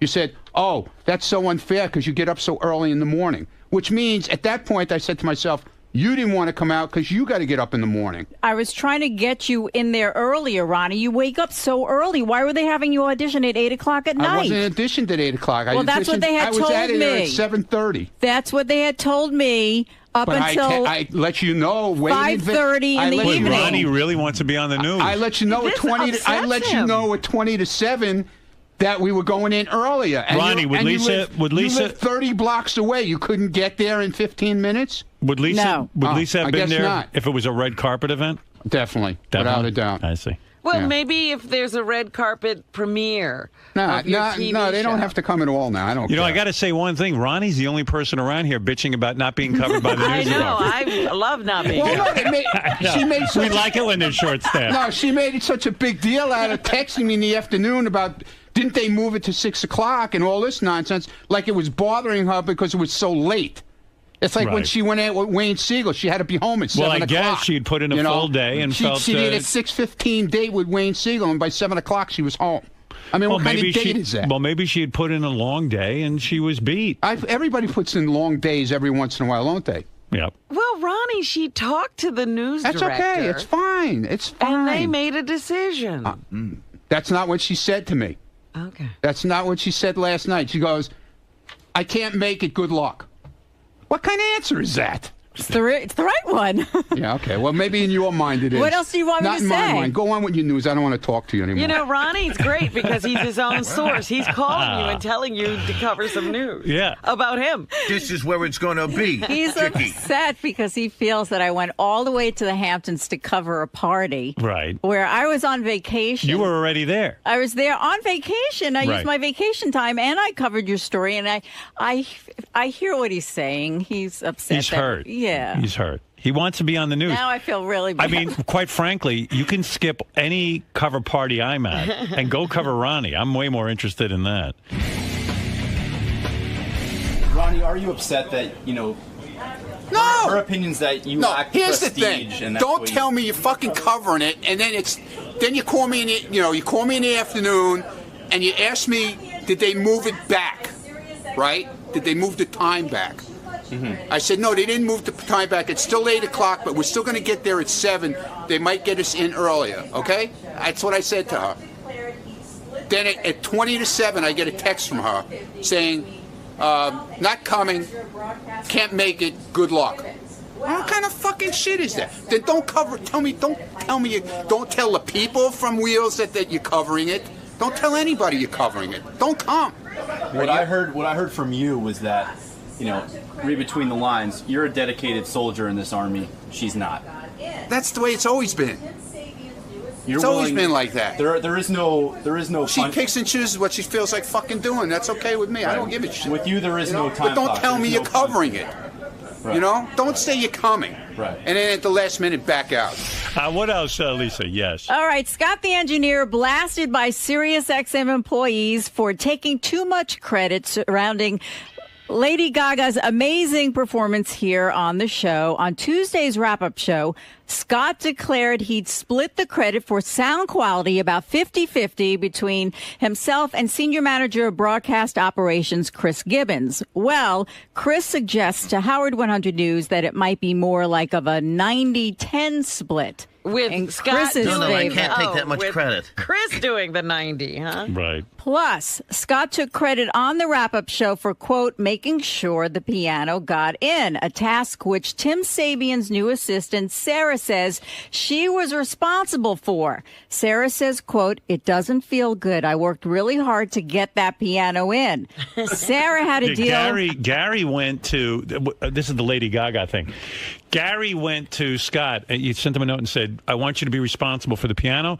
And according to Gary, Scott then just sent him an email to Jared and said, be responsible for the piano. Oh, that's how he took care of it. Yeah, that's what he But said. then he's taking all the credit. Then he took all the credit. Wow. Because he said on the wrap-up show when his back was against the wall that he was responsible for getting the piano in there. Well, Sarah said she had to deal with movers, the building, the piano company, the insurance company. Scott, why are you taking credit for that? I'm kind of curious. I mean, this young girl was busy working her ass off on this, and now you're taking credit for it. Let's get to the bottom of this. Did Scott have anything to do with the piano getting in here? Scott, did you have anything to do with the piano getting in here? This all stemmed from the fact that I decided to congratulate Scott on a great job. Yeah, because it sounded so Obviously, I had nothing to do with anything, so I'll just, you had I'll nothing just to- take credit did for you have- nothing. did you have okay? I anything- didn't do anything for anybody, okay? Did just you- take it. well, that's an easy way out. Well, of course it's an easy way out. Did Just you bust my have- fucking balls, did and that'll you be have the easy anything way to out. do with the piano? Nothing, obviously. But you of took course, credit I was for here it. the day. I wanted to make sure it got in here. It was set up properly. I was here with the movers when they brought it here. I wanted to make sure that You were here. I was here, yeah. So then why is she saying she did all the work? Listen, the first week of the 2-week vacation, I was off. Right. So I contacted Jared. I said, Jared, can you make sure that you handle it with the piano company, that we're all set for delivery? Right. Then when I was here the second week, and So, Lisa, he was here.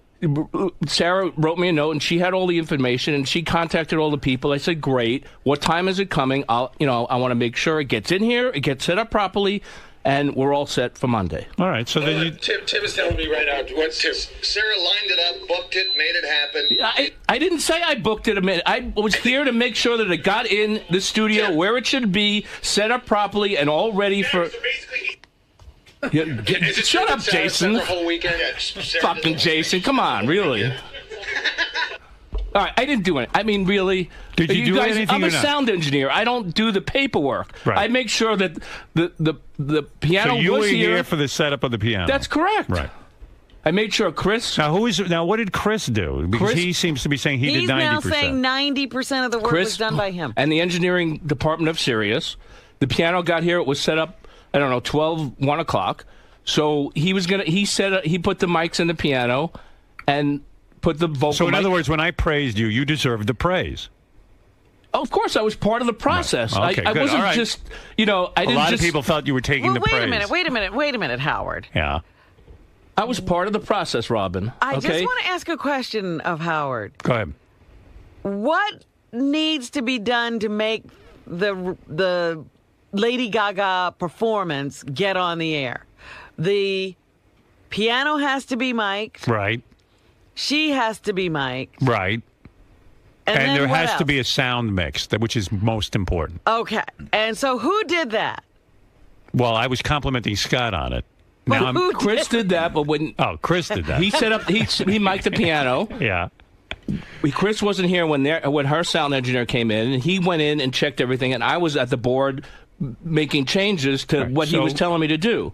So then when Chris got here, I came in Who here. should I compliment on the All of us. I mean, it was a team effort. This show is a team effort. And so you were in on it? Of course I was. There you go. There's your answer. Okay. I mean, you said thank you the other day. I said thank you because I was part of the team effort.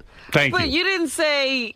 I have in the past said when Howard's complimented me. Effort. When Howard's complimented me in the past, I've said, well, I've worked with Chris. All right, my compliment then stands. Enough of this. It's not like I didn't do anything. I'm just checking into it. That's I didn't do the whole thing. There are some things. All right, thank you. When other artists come in, I do the whole thing. Robin, please. Did you set up Lady Gaga's microphone? Did I set it up? Not physically, no. I mean, this wasn't a very complicated... Look, he didn't set up her microphone. He didn't mic the piano. He didn't mic the piano, and he didn't do the mix. But I do compliment you, and that's it. I stand by my compliment. Whatever you did, you didn't fuck it up. I listened to make sure it sounded good. You did. Good. Howard, it's so funny. Tim's been pacing around my office. Tell Tim to go back in his office. He goes, really? He goes, Scott's the guy. I do nothing. That asks if he can help you move, and then stands there and holds the door. That's help. I mean, really. No, all right, here we go. All right. Go ahead, Tim. Tim, you want to Okay. start with me? No. I mean, what's the fucking problem? You handed it off to I didn't Jared. hand anything off. Lisa booked the whole thing, made everything happen. You're the kind of guy that says, "Hey, I'll help you move," and then come over to my house and hold the door. Oh, please. Yeah, but Gary just used that one. I mean...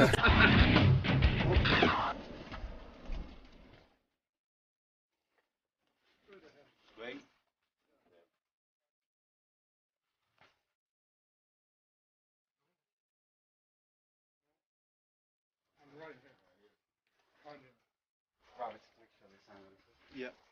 Go grab the binder. Yeah. Right.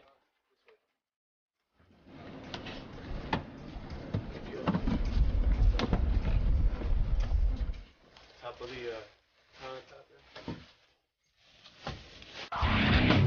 But Scott supervised a lot of this. Oh, yeah. Well, Scott Tim, just stood there when really. other people did things. Tim. Bullshit.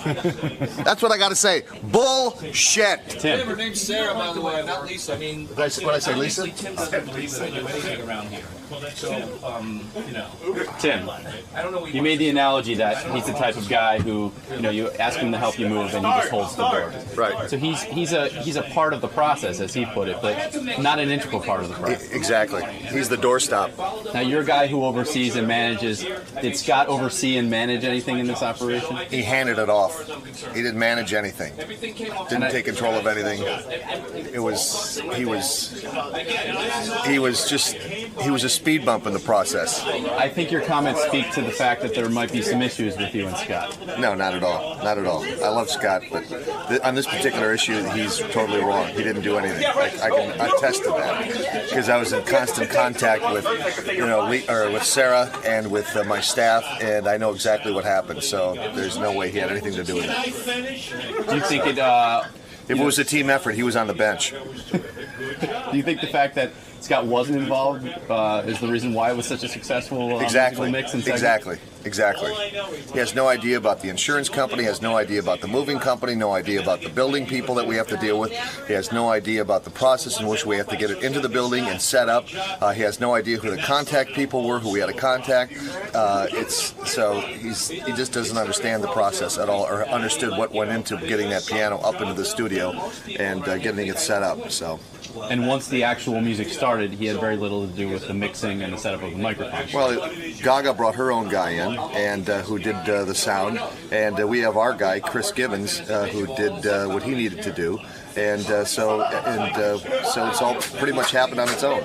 I say you did a good job. If you don't like the way I work, I mean, I said I did. Obviously, Tim doesn't believe that I do anything Tim. around here. Well, that's Tim. I like it. I don't know where he wants to start. I don't know where he wants to start with me. Really, I don't either. I don't know what his problem is with me. I am just saying the Lady Gaga stuff. I had to make sure that everything was correct for Monday morning, and that's what I did. I followed up on everything. I made sure the piano was here. I made sure it sounded good, and that's my job. Scott. So I did my job as far as I'm concerned. Scott. Everything came off great, Scott, okay? So Scott. You all busting my balls. Scott, I get it. This is what we do around here. I came by and gave you a sincere compliment. I know you did.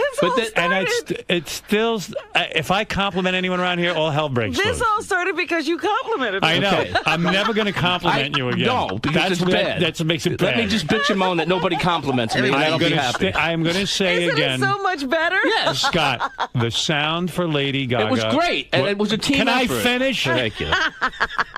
The sound for Lady Gaga was terrific. Good job. Thank you. It was your best work ever. Here you go. I mean, all I know is when I compliment. See, normally I walk out of here, I don't say anything to anybody. Right. And then I get blamed because I don't acknowledge You never anyone. acknowledge anyone. So for once, I walked by, saw Scott, say, Scott, great job today. And that started a whole slew of problems. Fuse got lit. That was the worst thing you could have done. It started problems with other people. Yeah. I mean, I just said, job well done. Most people around here think I don't do anything. Well, that's their perception. So because it looks like I don't do anything, but actually, you know what it is? You're so cool, calm, and collected. I'm multitasking. Nobody knows. I'm working my fantasy baseball, and at the same time, I'm engineering. All right. Thank you. Thank you, Scott. Thank you for the compliment. Let me just explain. Certain jobs, certain No, you people, did already. All right, we get it. You're winning. You're winning. Sometimes I do all of it. Sometimes I do, understood. 10% of it. Whatever. Whatever you did, you did well. Good. The team did well. To all the guys on the team, congratulations. Do me a favor. When you do something, write what you do on your head. That way I'll know how much the percentage of what you did. Make your credit. Like credits, like movie credits, but write them on your head. Scott, you're being called out. No, that was my audition for Ronnie's show. Scott, did you really have very little to do with this segment, and you're taking 10%? 10% of the. I don't know the 100% percentage. Whatever the credit? fucking thing is, the segment went off great, and everybody was happy. Okay, I work with other people around here, and we get the job done. That's it. A lot of these other people don't seem to think you were the main ingredient. I'm not a man. I obviously didn't do anything. Okay, I have to follow up. Gary wanted to make sure that the piano got in there and got set up properly, and I did. He passed it on to me, and I contacted people I had to get in touch with to make sure that it was done. But when they broke down the process, it seemed like you had a very small part, yet you got all the credit from Howard. I get the credit and I get the blame. So sometimes you get blamed for something that doesn't go right, and I have the same responsibility. I mean, if it didn't go well, then I would have gotten all the blame. Right, Tim? You're stirring the pot this morning with your news reports. Really ignited a couple of feuds. First off, with Ronnie, he really took offense to the fact that you were not willing to cover. Well, a couple of things. We thought the audition was at 8. We're short-staffed. Everyone is working longer days, more stories, and we made a decision at 5:30 that we weren't going to cover it. Well, you didn't tell me that. Yeah, I told him that at 6:45 when he texted me. No, she just didn't want to come there, and, it was too late for her. Ronnie's obviously... Feels hurt. Feels hurt. He's not Howard. Sorry. He also seems hurt, though, that he seems to think there's no punch in, punch out here. He didn't accept your short-staffed reasoning, and he thinks you should have been there. See, he wants to get on camera. Regardless. Yes, you do. I see you hovering around like a bee. I'm supposed to be here. It's my job. At least I'm here. Right. At least I do my job. In retrospect, you wish you had How gone. do you not laugh? That doesn't make you laugh. I'm always laughing. I'll do my Flavor Flav. What? But he seems to think that no matter what, even if you were short-staffed, you should have gone the extra mile and been there. You claim that points to the fact that he just wants to be a celebrity around here. He wants to have the Howard type of. I can see how his ego may be bruised that we weren't there to cover it. We'll cover everything else. Believe me, we're just going through a little transition now, and we'll be there for him. Absolutely. When he wins an Emmy, we'll be there. Yay! Now with Scott, the engineer, yes, you stirred the pot once again. I mean, this has turned into a major war, and right now there could be sort of controversy between him and Tim Sabian starting to brew. Yeah, well, with this story, I was just reporting the news.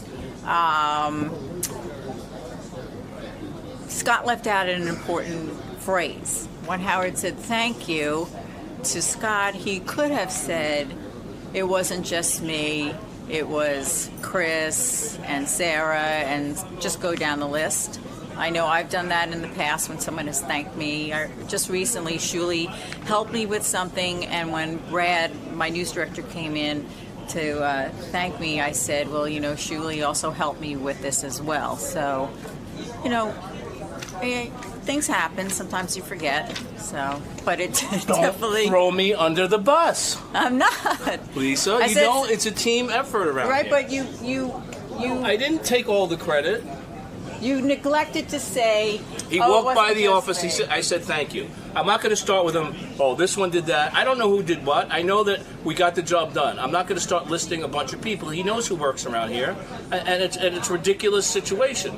We made sure that segment with Lady Gaga went off perfectly. And that's the most important thing. I do have to say, I saw Scott... in the studio working with Horace, her engineer, and I saw Scott working with Horace at the mixing board. Yeah, well, thank you. So, obviously, I did do something. I didn't do it all. And I tried to explain. Sometimes I do it all. Sometimes I do some of it. Sometimes I do little. Every situation is different. Are you going to say something to Sarah today? No. I said what I had to say on camera. Sarah should stay out of it. It had nothing to do with her. It had to do with how it sounded in the studio. Whether the piano guy, that's ridiculous. She shouldn't even say a word about anything. That's her job. Okay? So I don't know what the big deal was. The credit was that Howard was happy the way it sounded. Okay? I'm not a secretary. I'm not responsible for getting pieces and parts delivered. Okay? That's somebody else. I'm responsible for making sure that segment sounded good. And that's what it did. It sounded good. I don't operate on, I'm not a moving van. I just reported what she said on our news report. Well, she's wrong. She should just stay out of it. Well, you need to tell her that. I can't tell her that. This has to do with the way it sounded, not the way the guys moved the piano in. Okay? Gary wanted me to make sure that everything went all right before he went on vacation. And he put me in charge of that. And I did. I made sure that everything went all right. Okay? They had all the information of... I wrote Jared an email. I said, do you have all the information? Because Gary didn't give me the information for the Steinway people. He just said, make sure the piano gets here. I said, okay. So I contacted Jared. I said, do you have all the information? Because I was going on vacation. And he said, yes, I'll take care of it. So he passed it on to Sarah. He didn't even take it.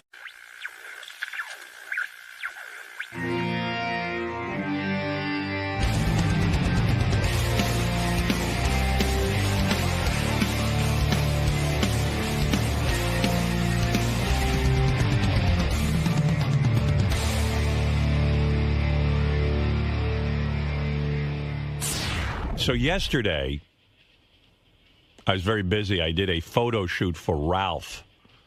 Oh, is this the cover of... Well, Ralph has an app. I'll explain to people. Okay. You're in the loop. Yeah. Ralph. You know Ralph. He has an app that's a magazine, but it's for your iPhone, I guess. Right. There's no paper magazine. It's just a magazine on the iPad. Or I guess you could get it on the Android. I don't know. But it's an app. So he asked if I would shoot some pictures for the cover of the app, but it's really not I don't know how to describe what he's doing. So when the app opens, would your photograph Yes, come up? it'll come up eventually. Every month they have a different magazine, and it's devoted to all things geeky, you know. So it's a different cover. Yeah, every month, different cover. So you're shooting this month's cover. Well, some month, whenever I get to it. But I shot it yesterday. We got a location. Ralph was. Is Ralph on the cover? No. We shot a group of people who are all these people who go to the comic book conventions, and they dress up as various characters. They're in their costumes? They're in their costumes. You actually interfaced with people who go to these conventions? Yeah, and they have these elaborate costumes, and I thought it would be interesting to shoot them out into space. Well, they're doing... Well, there is an article on them that I guess Ralph's magazine is writing. Yes. And I thought it'd be interesting to shoot them in a very... Now, see, this is encouraging this. Yeah, it is. It is. But listen, I'm the photographer. Ralph is the magazine guy. He's the encourager. Yeah, it seems that Sam Simon is involved. He's the publisher. So I guess he's the guy with the money because they rented a location for me that cost a couple of G's. You were in a studio? No, we shot on a location at a townhouse. I wanted to put them in a beautiful, rich setting. So these weirdos... It's like superheroes kind of hanging out in their mansion, so to speak. No, it's weirdos hanging out in somebody's nice house. I'm telling you what I was doing conceptually as the photographer. Of course it's weird. Well, I liked them, actually. They were all really nice. One guy who... These are the people... Did you ask them where they lived? And I was so busy with the technical aspect of shooting this picture. It was so difficult for me that the first setup was almost 3 hours because I was having technical problems with my equipment. Yeah. Well, I was shooting with all indoor flash because there's no light in these apartments. It's all artificial light. Not in a townhouse, yeah. No, the windows open up to another building. Right, they're very closed in. Yeah, there's no light. So you have to create your own light, so to speak. And this was rather complicated for me. I'm not a professional photographer. Was your teacher there? No. Oh, no. You're on your own. Yeah. Well, yeah. I had to call him, though, at one point. My flash wasn't firing remotely, and I was having a bitch of a time. I asked his expertise, my teacher, Doug, and he was helping me, but over the phone somewhat. And then, what could I do? I couldn't get the equipment working. I had to go to Plan B. Wow. Yeah, I don't know what happened there. So you're stuck. Yeah, but I enjoy it. You can't even move this along. I was very stressed out, though. I get very stressed. I want to come through for people because, Ralph and Sam had rented a space. It felt like I was the pro in charge, but I don't have like a lighting team or a crew. Like I'm kind of on my own. Yeah, I'm on my own. It was. And that's a big job for on your own. Couldn't get into the location. Yeah, I needed to set up for 2 hours, and I didn't have the 2 hours to set up because you get in at 11, and we, at some point I burn out. I got to get home and get to work.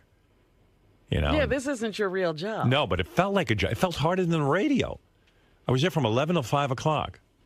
And I couldn't even get the shots I wanted, all of them. Well, I was thinking about you. I said, the thing you really know how to do, you never had a teacher for. Right. Right. And now all these other things you do, you have to have a teacher. Well, of course, because don't forget, this was my job. I went out and made a career out of this, and I had years and years to study it. But you didn't know what you were doing. You never had a teacher who said, now, Howard, you're supposed to say this. Right. Well, this is a hobby. Yourself. This is a hobby. It's not my career. So, as a hobby person, I would like to get. I'm not able to go, let's say, leave college and go hang out and do menial jobs at a photography studio and work my way up. You could. You don't have to be. I could quit this job. No. You don't have to be at a studio to start learning these things on your own. No, you do. You need a tremendous amount of time, which I don't have. You're just not willing for it to take that amount of time. Because if I do that, we're fucked. You'll finally take here. your best picture when you're 105. Right. I need to accelerate the process. So my teacher's very good. Because I was thinking about this. I was like, you never had a teacher to do this. No. This was a life's passion, radio. So I'm sure if I decided to become a photographer when I was in my 20s, I would have done it a way different way. But, this is the way it's got to be. So I'm trying to pick up things. So anyway, I went and shot all day.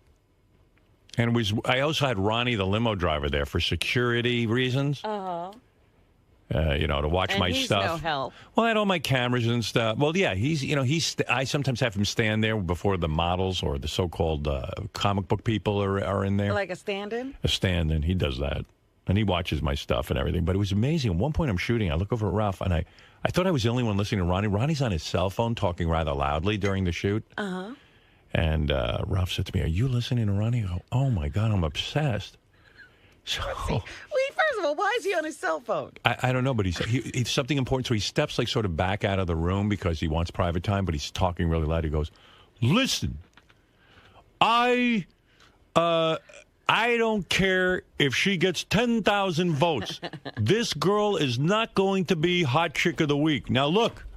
Now he appears to have some sort of organization around his Twitter account. And now he's having to make decisions and yell at people who Robin, are trying to do things. He sounds like Hugh Hefner. He's like he's finally in charge of something. Ronnie's in charge of nothing, and now because he's up here, he's got some sort of weird TV deal at Fox. Well, you started this whole thing. I did. It's all your fault. He's back there and he goes, "Look, I'm telling you, she is never going to be hot chick of the week. Find someone else. I'm looking this over right now." I got to tell you something. When he got on Twitter, he knew what the fuck he was doing. He had nothing to say. Right. I said to him, "Ronnie, why don't you pick a girl every week and feature her picture? It'll give you something to do with your Twitter account." He's now worked this into some sort of life. That Everything you suggest to him all of a sudden becomes a world. And it's almost like I endorsed it because I came up with the idea. Yeah. So now he's gone full-blown into it. And he is so involved with Hot Chick of the Week. It has politics. It has drama. And then the other thing... It's going to be a TV show one of these days. The other thing is he calls Mondays Mund-days. Oh, God. Mundays. That's his other big thing. And what happens on Mund? Nothing. Nothing happens on Monday. But it was so weird listening to him on the phone. It almost sounded like big business. Like when you have to first get started in the business. Except Ronnie's 60-something years old. But you should have heard him barking out And listen. Who's he yelling at? I don't know. It appears to be a contingent of people. It seemed like there's an organization. I just thought he would get This is like a madhouse. Yeah. "Look, it's not going to happen. You got to tell her." It was like loud. And he became very, very aggravated. You got to see it. I was like, this guy used to sit at home picking his ass. He's got a whole life now from the show. This all happened when I took him out of the limo and let him stay here every day. Yeah. He insinuated himself into every situation. And then Fox flew him out onto the red carpet out in L.A. for this MMA. There's a big MMA event. Fox is now covering mixed martial arts, know. So they fly Ronnie out there because supposedly this TV deal for Ronnie is in play. They're still talking. Yeah. So he's on the red carpet, and I figured he'll just stand there and someone will just throw him off the red carpet. And like, who are you? Yeah, they started interviewing him. This is a woman from Fuel TV. You want to hear Ronnie on the red carpet? Sure. Yeah, it's remarkable. Look out, people out there, this would give you hope. If Ronnie can have this happening, right, anything is possible. Right. He's like the Kardashians. No, worse. He's not even fun to look at. So he's on there, and he's, and like real celebrities, he's like, I can't talk about this, I can't talk about that. A lot of stuff he can't talk about. Really? Yeah. Like he can't talk about his deal, his TV deal. I guess his agent told him not to Can you speak about imagine it. that poor agent? Yeah. I know the agent. Just shut up, Ronnie. Just don't say anything. Yeah, don't say anything, and you might actually get something going. No one can believe this. But listen to him on the red carpet. Thanks, Jay. Right now, I am hanging out with Ronnie Mund on the red carpet. You may not know this, but he is Howard Stern's personal limo driver, bodyguard, and has known him for 26 years. And I watch this stuff, and I'm like, I really don't want him. Listen to the credentials. Look at how long it takes to explain why we're going to talk to Ronnie Mund. Yeah. And it's all based on my relationship with him. And usually, Halle Berry comes up. Hi, Halle Berry. We don't have to have it. They're still talking about why we should talk to Ronnie. Right. Then the another annoying thing is, Ronnie says because of Twitter, he got his TV deal. That's the other annoying thing. He didn't say it on the red carpet, but he's been going around saying that. I know. I thought he had stopped that. No. Maybe he did. But that's annoying me anyway. Because of Twitter. You said that all the time about Twitter got me my TV deal. When did I say? You used to say it every time you Every day. Ask anybody around here. Hello. You always said it. I'm not talking about the Fox thing. No, I'm not talking about that either. I'm talking about around here. You were saying to me, Twitter got you your TV deal. Stop it. You don't let me talk, man. You just asked me a question. I'm answering you. No. You said, where did I hear this? I said the Twitter thing, the TV show was the other one, that sitcom baloney thing. Right. Okay, that one came through Twitter because the guy called me through Twitter. But it doesn't come through Twitter. It comes through this show. I understand that, and so I when said you talk that to the people, woman. When you talk to people, I when know I you did said the that interview, to the woman. What is wrong with you? Why do you have to didn't- break my balls? You know I appreciate what you do No, for me. it's just You're full of shit, you man. just- If you you're say just- I don't. You're dopey. You don't understand. I'm that not dopey. Twitter That's is why not. your agent said be I didn't quiet. say Twitter. That's for why that. the agent had to tell him to shut his mouth about the TV show. He was fucking that up. No, I didn't. He talked himself out of everything. What is wrong with you, man? They're like, keep Why quiet. do you get? And why do you say I was on the phone all day? I didn't say all day. I said at one point during the shoot. Somebody called me. Who is that? Like, what is going on there? Like, when you're on the What phone is the going, screaming? I don't care if she gets 10,000 votes. Like, who do you Who are you talk to? talking to about that? Well, you don't, dude. I thought you were doing a photo shoot. You're Ralph listening and to Ralph and I were consumed with your conversation. First of all, there was no music at the shoot and stuff, so it was like anything. Well, it was like being in a museum there. Right. Go ahead. Who were you talking to? I was talking to somebody about this. Who's somebody? This hot chick of the week thing. Who's Right, I know that. somebody? Xena. I was talking to Xena, the girl that works with me on this crap.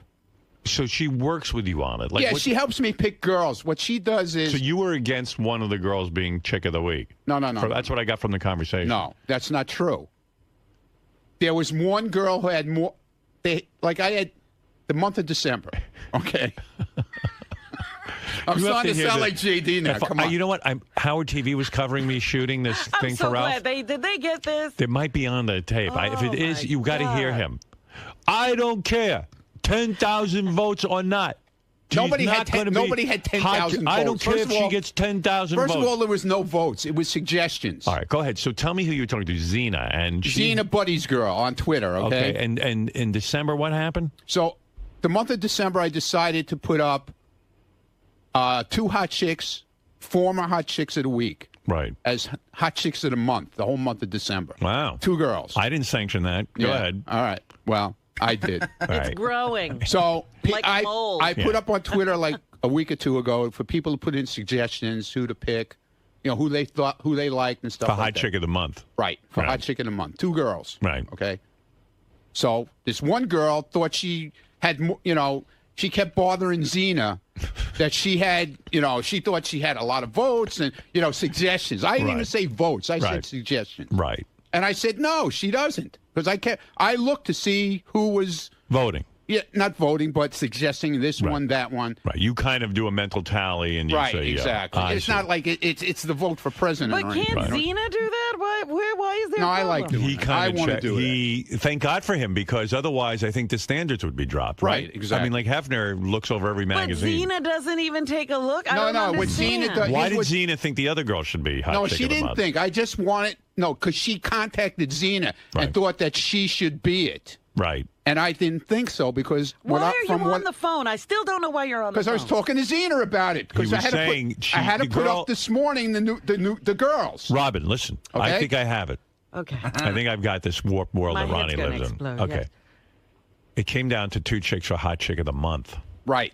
One of them And said, the girl who's in charge of it can't figure it out. No. One of them that's said, not, that's not it. no. That's This not girl it. called. Stop Listen it to me. now. This girl calls in complaining to Xena. She didn't call. She emailed her. All right. She emailed Xena and said, look, I really do think I'm hot chick of the month. Okay. Despite what you guys think. Right. Right. So Exactly. Xena had to contact Ronnie about it. Exactly. Because That's what was going on. Ronnie's like, look, I'm firm on Hadn't this. you already picked Hot Chick of the Month? No, I went right up until yesterday, and I decided yesterday who I was putting up. It was, Then why was there It even a was conversation on Saturday? No, this was yesterday. Oh. What are you talking about? I don't Where know are when you? this happened. It happened yesterday. Seems all very odd to me. Everything seems odd to you. I didn't know you branched to hot chick of the month. I thought that No, maybe it's you're the, taking. end, it's the end of the year. Are you taking on too much? So why isn't she hot chick of the year? No, because I just want to. Is there a hot chick of the year? No. Okay, because here's what I'm thinking: take Okay. the 12 finalists, hot chick of the month, And It's have too a much. vote. It's too much. It's and too then much. It's go too out much. live for the 12 finalists. Go out live where? Have a to your beauty clubs. Now pageant. you have something to do when you get on stage. Say these are the 12 finalists. Yeah, but these clubs don't want to do that. It takes up too much time. all right, You want to okay. do it here? I'll do it here. No, You, no, you no. don't I want don't to want to do it here. You don't want to do it here. See? No. So no, that's no, why I want nothing to do with you. and your hot Take it chick to of the Fox. Yeah, you'll have it on your Fox show. Yeah. Yeah. Well, they probably would let me have it on Right, there. right. Well, See, that don't would talk be, about that it. would be a great thing. A great thing. That would be a great thing. So why don't you get 12 finalists and then pick a hot chick of the No, year? They seem to care. Listen, here's what I did. I told you what I did. I didn't want to make a whole big deal. I just said, people put in suggestions who you think should be Right. hot So chick. you, of the I heard month. you Two- being, I said I two heard you being girls. very firm with Xena, though. I heard you kind of like, look. Yeah, because the girl insisted that she was the one that should be it. And it's not true because she wasn't getting the suggestions from people. Ronnie was There very firm on the phone. There was with one Xena. girl who walked away with it. Right. Definitely. And there was 2 girls that I considered like tied practically. Mm-hmm. So now I got 3 girls up instead of 2. Mm-hmm. There was All a right. tie for second place. I think you should. What is this Hot Chick of? What month is she Hot Chick of? December. And then will there be? Is this going to go Now on? in January we start all over Hot Chick of the Week. But I think that it's anticlimactic. There's no hot chick of the year. Yeah. Well, maybe we'll do that. We'll see. Yeah. I don't know. It just seems like it's leading up to something, and Maybe. then you maybe kind of, it is. I don't know. We'll see. But Well, when does the Hot Chick of the Month girl get posted? They're posted If there's right now, today. Always Hot Chick of the Week. There's 3 of them. Actually, it was supposed to be 2 for the Hot Chicken in a month. I picked 2 for Hot Chicken a month. The girl that was in here as a Miss How Howard. can he do that? I don't The know. girl goes. That's the Somebody way. ought to that's yell at the way. Ronnie. No, because this way the guys get to see more pictures, more hot chick stuff. You know what I'm saying? Right. For the month of December, it's Christmas. You know, you got to put up more boobs. You know, more hot stuff. You know. So instead of having 1 girl, I had 2. Right, right. All right. Okay. So All now right. it wound up for 3, and I'll announce the 3 real quick. Yeah. It's XX Vixen Brit XX is number first. Jen _ Duran is number 2. Right. And number 3 is the girl who was last week. You saw her picture, thought she was hot. Yeah.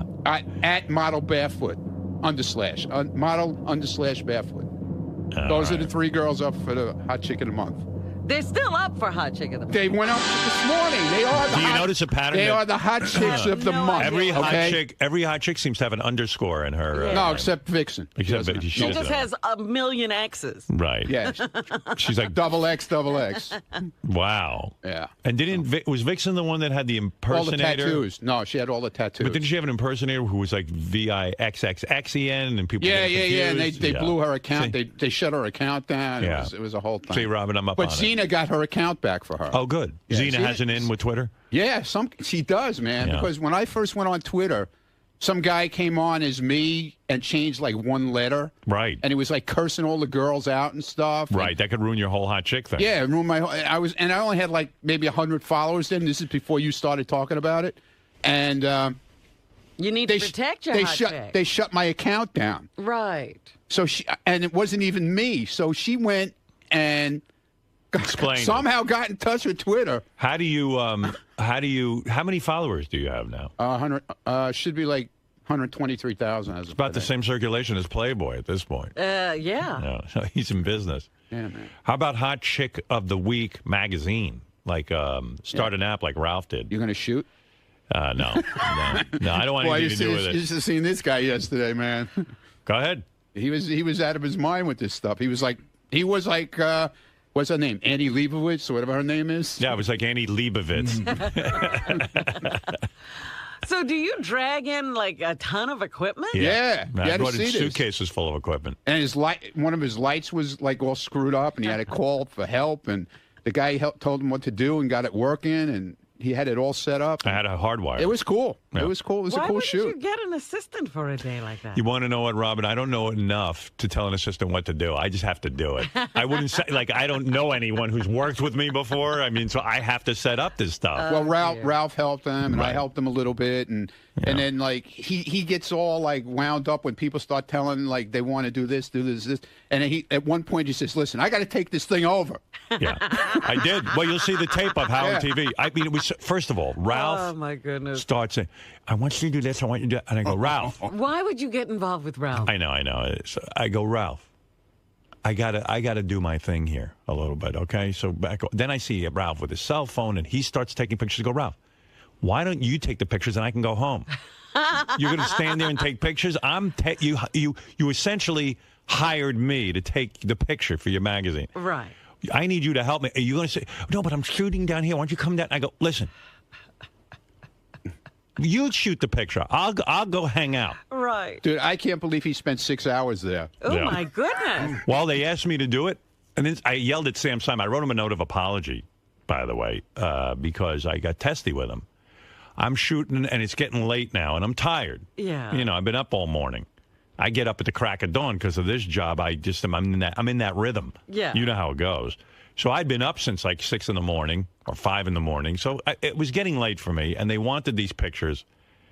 And I said, you know what? I'll do a picture of the two superheroes playing chess or something. I have the library. It's very nice. But it was a big setup.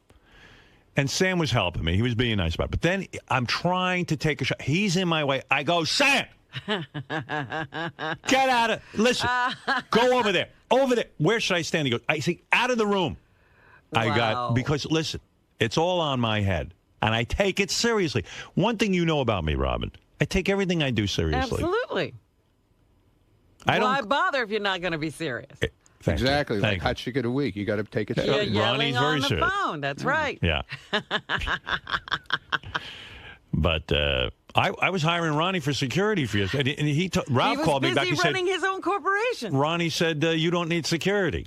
No, I didn't say that. That's what he told me. No, I said, "Are you sure that's what he really wants?" He said, "Well, let me call him back and check." Oh, because he called back. He said, "Ronnie says you don't need it." No. He explained the situation to me. Right. He said what it was, where it was. I just wanted somebody watching my stuff and my gear. And we did that. All so right. everything was That's cool. all. All and right. everybody was cool. Everyone was great. Yeah. Yeah. Wait till you see these pictures, man. I'll tell you. That one guy, Chewbacca, whatever his name is. This guy has a full. I never saw anything like it. He looks more like Chewbacca than Chewbacca.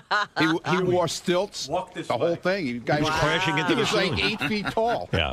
It's crazy stuff. It was insane. It's a fascinating world, and there's one woman who hot actually, chicks, man. yeah, one woman actually makes a living off of this. Really? She's worked it into a whole business. What is the living? What does she do? She Go goes to parties? conventions, parties. Her costuming. She makes costumes for other people. She's worked it into a major business. Wow. I mean, it's a thing. It's like Halloween all year long.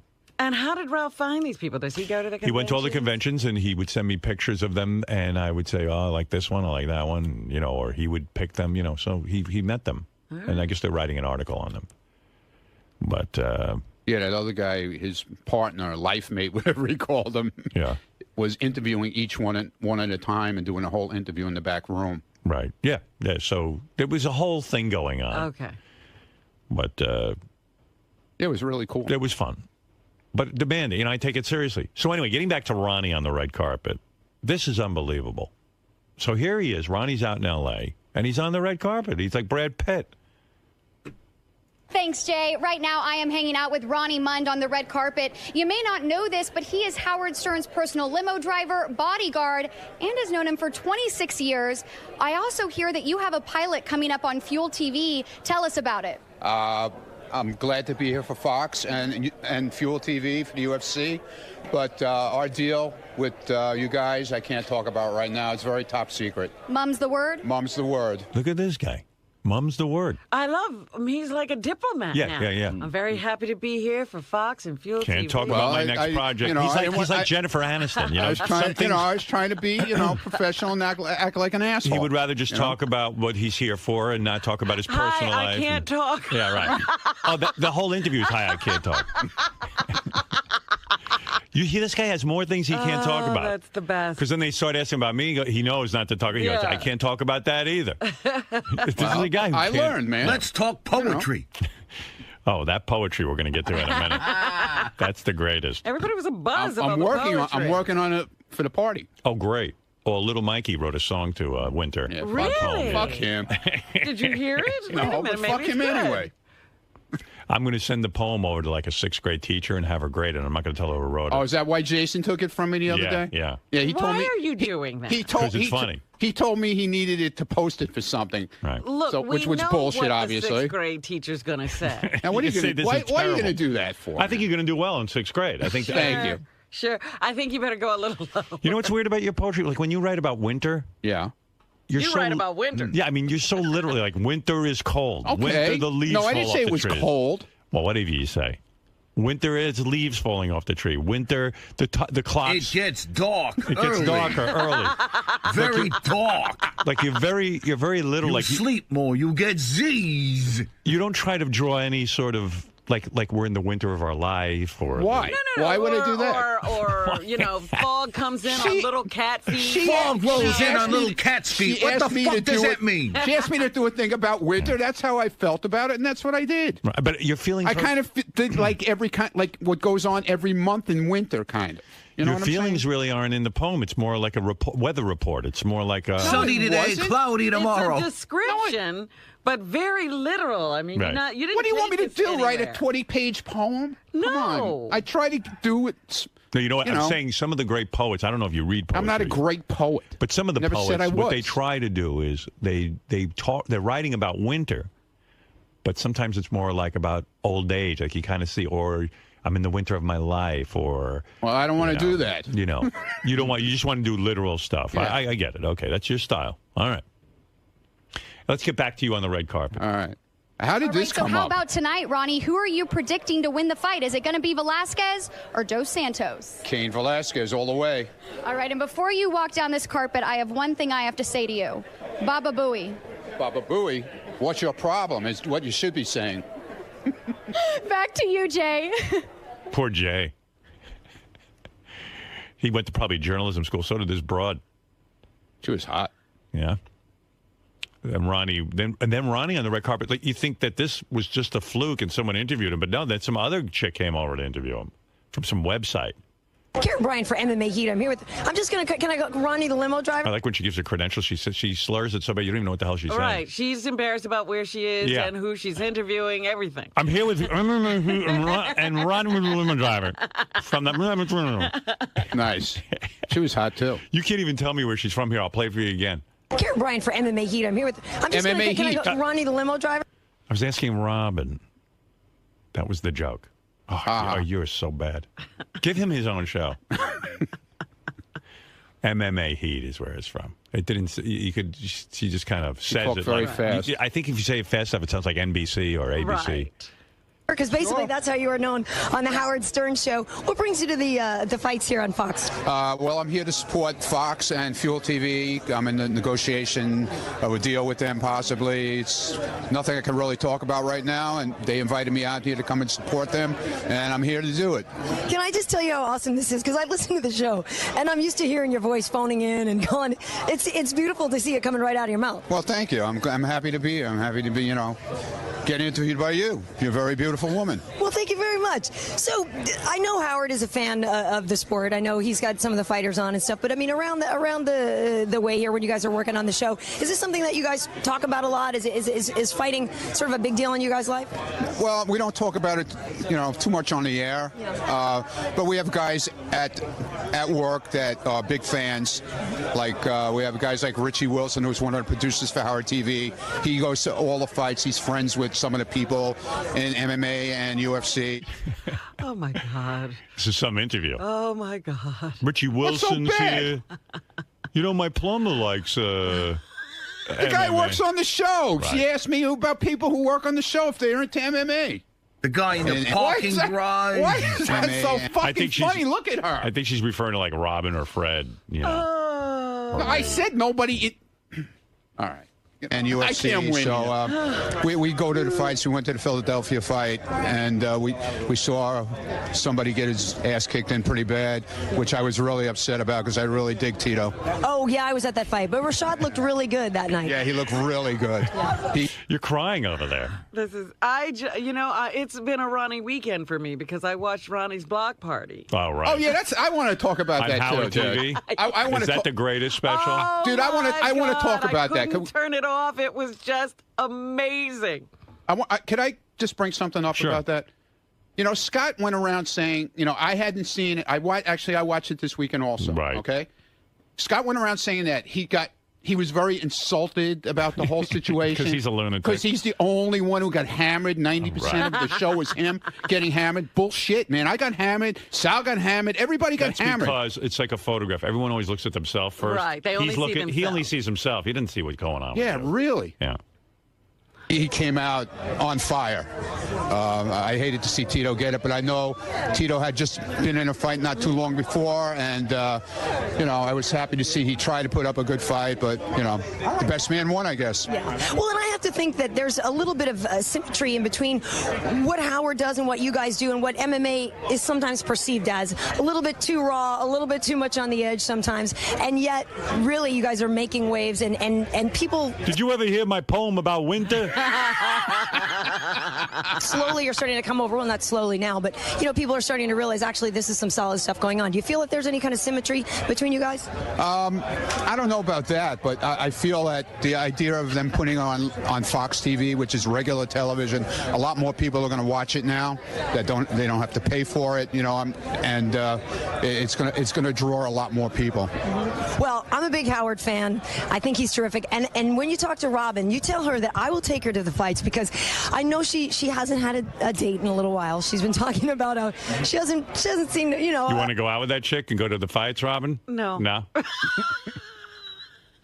So anyway, that's the red carpet interview. 2 red carpet interviews with Ronnie. Wow. Yeah. I don't know. And then Ronnie was on what's StarCam? What was that? That's like they put you up on some, I guess on What was that? I think the StarCam is like at the fight. They put Ronnie up on the screen. Oh, yeah? Oh, did they? I think so. I didn't even see that. We have Howard Stern's bodyguard with us. You definitely need to be bodyguarded. Yes, I do. Oh, this is where you're being sexy. Yeah, this is Ronnie telling... we can't even let him out. You are quite the little Why? What did I do that was so terrible? Listen to him. How you feeling? With a body like that, you definitely have body like that? You have to be bodyguarded. Well, you've been working with Howard for a while. 26 years. What's it like working with such a talented guy like Howard Stern, who I really look up to? It's great. That's all I could say, I'm not here to talk about Howard. I'm here to talk about the UFC, MMA, Fox, Fuel, and...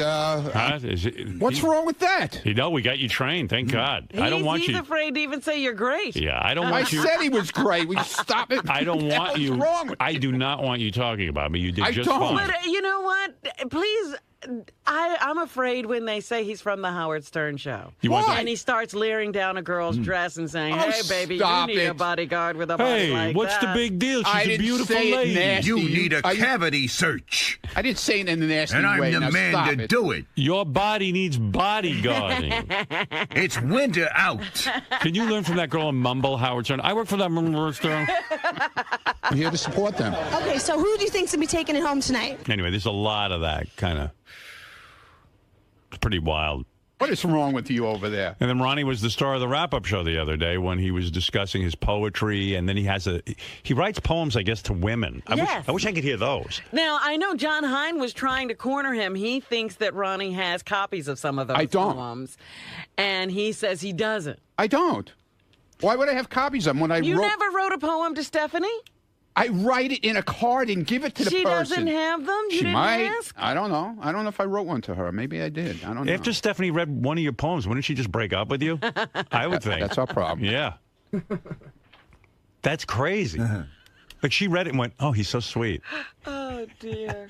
And did anybody ever write you a poem? And then Ronnie, oh, I'm sure. Answer me. I wrote you a poem, Winter. But did anybody ever write you a poem? Answer the question. Sure. Yeah, okay. I hope not. I hope you broke up with them if they did. I did. What's wrong with that? What's wrong Beth with it? told me she was dating a guy once who wrote her a poem and she broke up with him. All right, whatever. She thought he was kind of a nice guy and everything. All of a sudden, Then she read all of a sudden you read the poem. it was on the level of like a 7-year-old, and she went, "Oh my god, Yeah, okay. this is just All too right. weird." Yeah, No, I'm serious. Okay. Putting yourself in writing is a big deal. Yeah, I don't write poems to anybody. Look, I can honestly tell you, I've never written a poem to a girl. You asked me to do something for the show. I you did great. It. Okay? You told us you were a poet.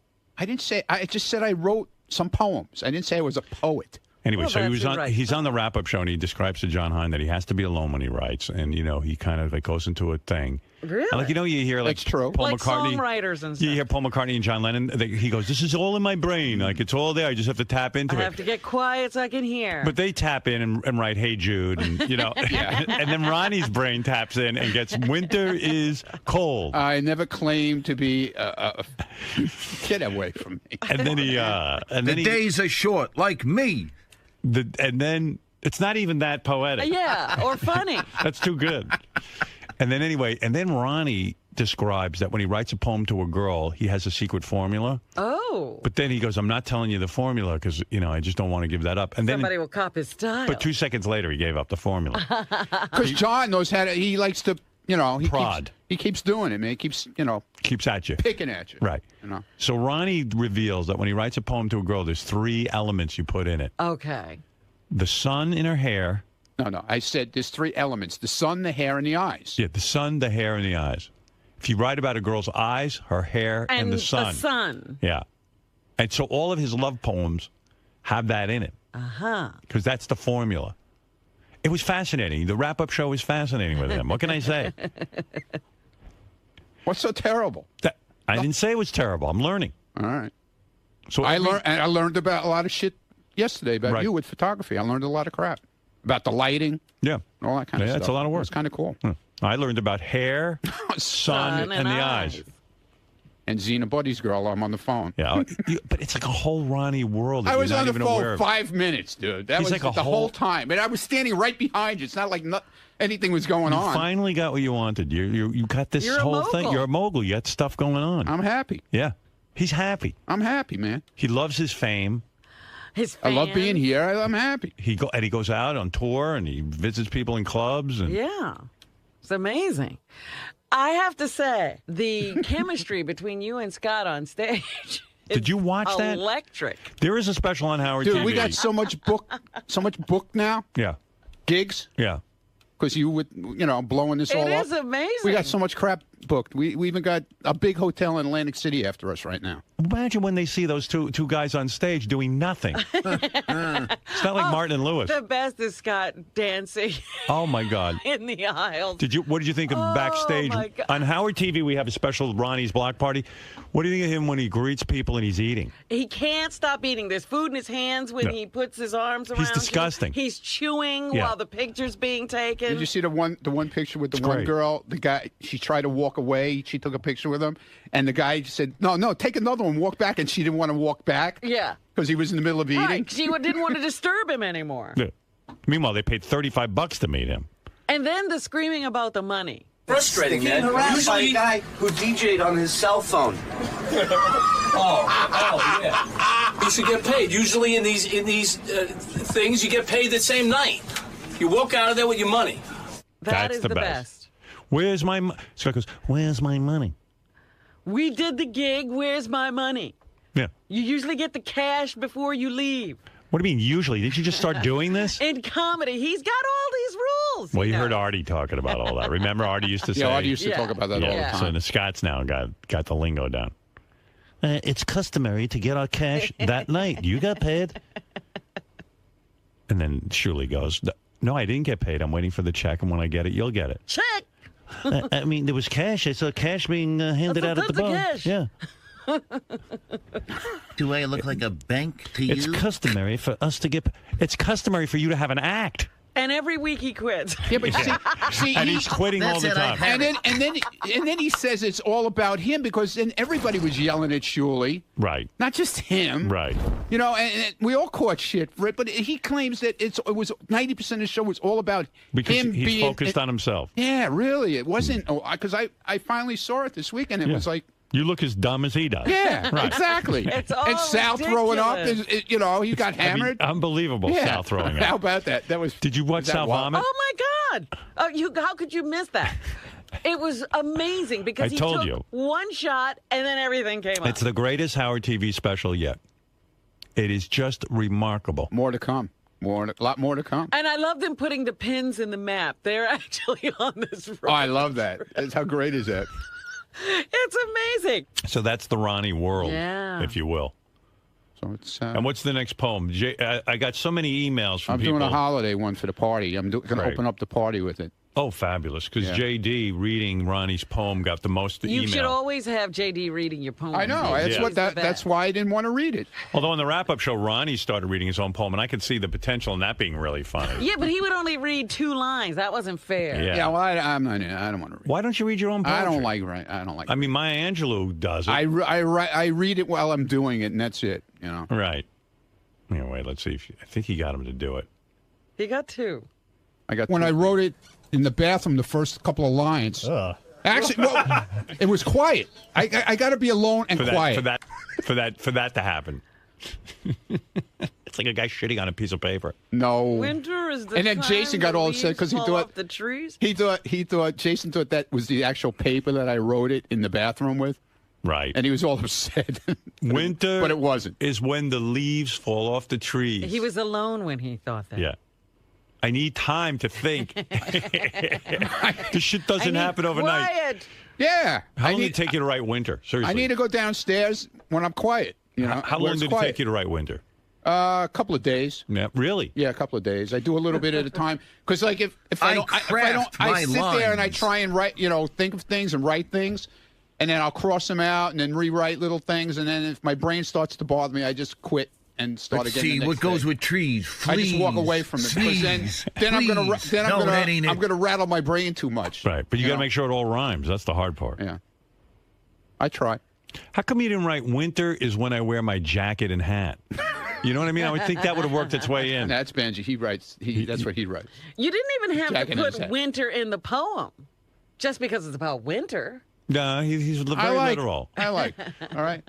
You asked me to do something. I did it. Okay. Thank did I do it for you? No, you did. Thank you. It might be not up to your standards. No. We're just asking you as I'm answering you, not we. I'm saying person. you. Why don't you read I'm asking you as a creative person just what you're thinking. Why don't you read your poem on stage at least when you go to these clubs? Maybe I will now. I would say a club poem would be appropriate for every gig. Maybe I will, but I won't read it. Winter is when I wear my jacket and my hat and my gloves. Maybe I'll have Scott reading. They'll give him something to do. 2 boots. How's that? 2 gloves, 1 scarf. Winter is when it snows.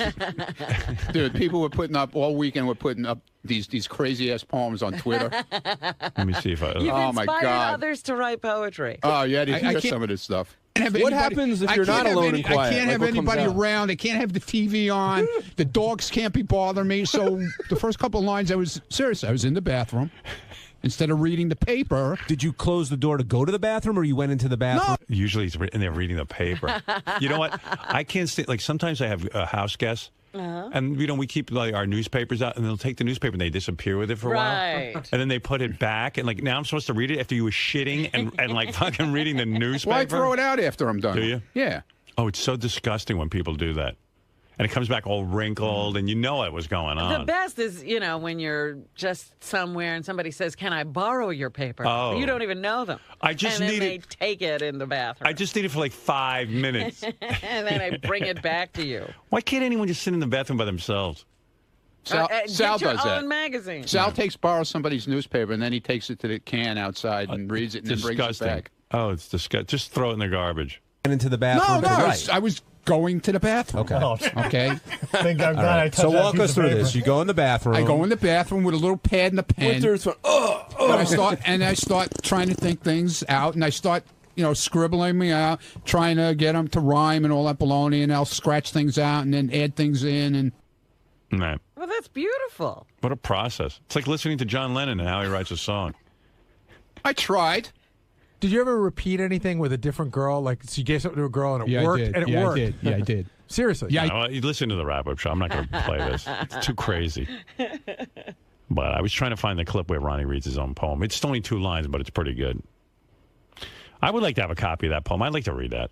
Like, I wonder how I could do with it. Do you think I could get through the whole poem without saying anything? No. I don't either. Winter is a time of cold. I didn't say that. My home gets mold. Did I say cold yet? Scratch that out. Right. I wonder what he scratches out. I'd like to read that. Like stuff that's not good enough for that Oh, poem. you got to see that piece of paper. My God. vey. Yeah. Yeah, show your work. Right. It's a mess. Scratched out, written in, and scratched out again. Then scratch out a word here, add a word there. It's crazy. All right. Well, here's Ronnie reading 2 lines of his poem. Ronnie, you're going to get goofed on regardless, so why not be the one who's reading it? It's your work. It's I understand that, but I think it's funny when somebody else reads it. Will you read a little bit of it? No. Let Jason read it. No. Winter is coming. No. I think I left it somewhere else. Well, according to Sal, you're not qualified to evaluate comedy anyway. Yeah, right. Just do the first 2 lines, Ronnie. All That's right. it. I can't even. Yes, you can. I JD, can't. stop laughing. Turn off JD's mic. Winter is when there are no leaves on the trees. Winter is when we say goodbye to the birds and the bees. Keep going. And that's it, dude. I'm done. Winter's when we say goodbye to the birds and the bees. Yeah, well, they leave. The bees die. Every time I looked up in the sky and saw a bird this weekend, I thought of Ronnie's Good. poem. That's I'm like, good. I guess they're headed Yeah. out of town. They're on their way out, man. Winter is when we turn the heat on. Never said that. And that's when the birds are gone. Right. And I stand upon my lawn, which is frozen. Once upon a lawn so frozen. What rhymes with frozen? Oh, dozing. Later hosen. Scratch that out. Say goodbye to the birds and bees. I would like some wine and cheese. When it makes me hungry. Yeah, but that's got nothing to do with the winter, dude. Right. You can have wine and cheese anytime. Oh, see there, Fred? Ah. Not pure. That's right, Fred. Before Come on winter, now. there is fall. And after winter, there is spring. Scratch that out. There was no winter at all. It doesn't rhyme. I'm not going with it. Well, the way this winter is going, there is no winter yet. And then, like he's in there, he's in the bathroom writing this. He's like, winter.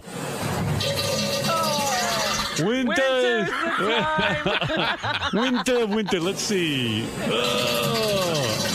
Oh yeah. Oh, I got to get this out of my system. Winter is when it starts to freeze. Where did I put my car keys?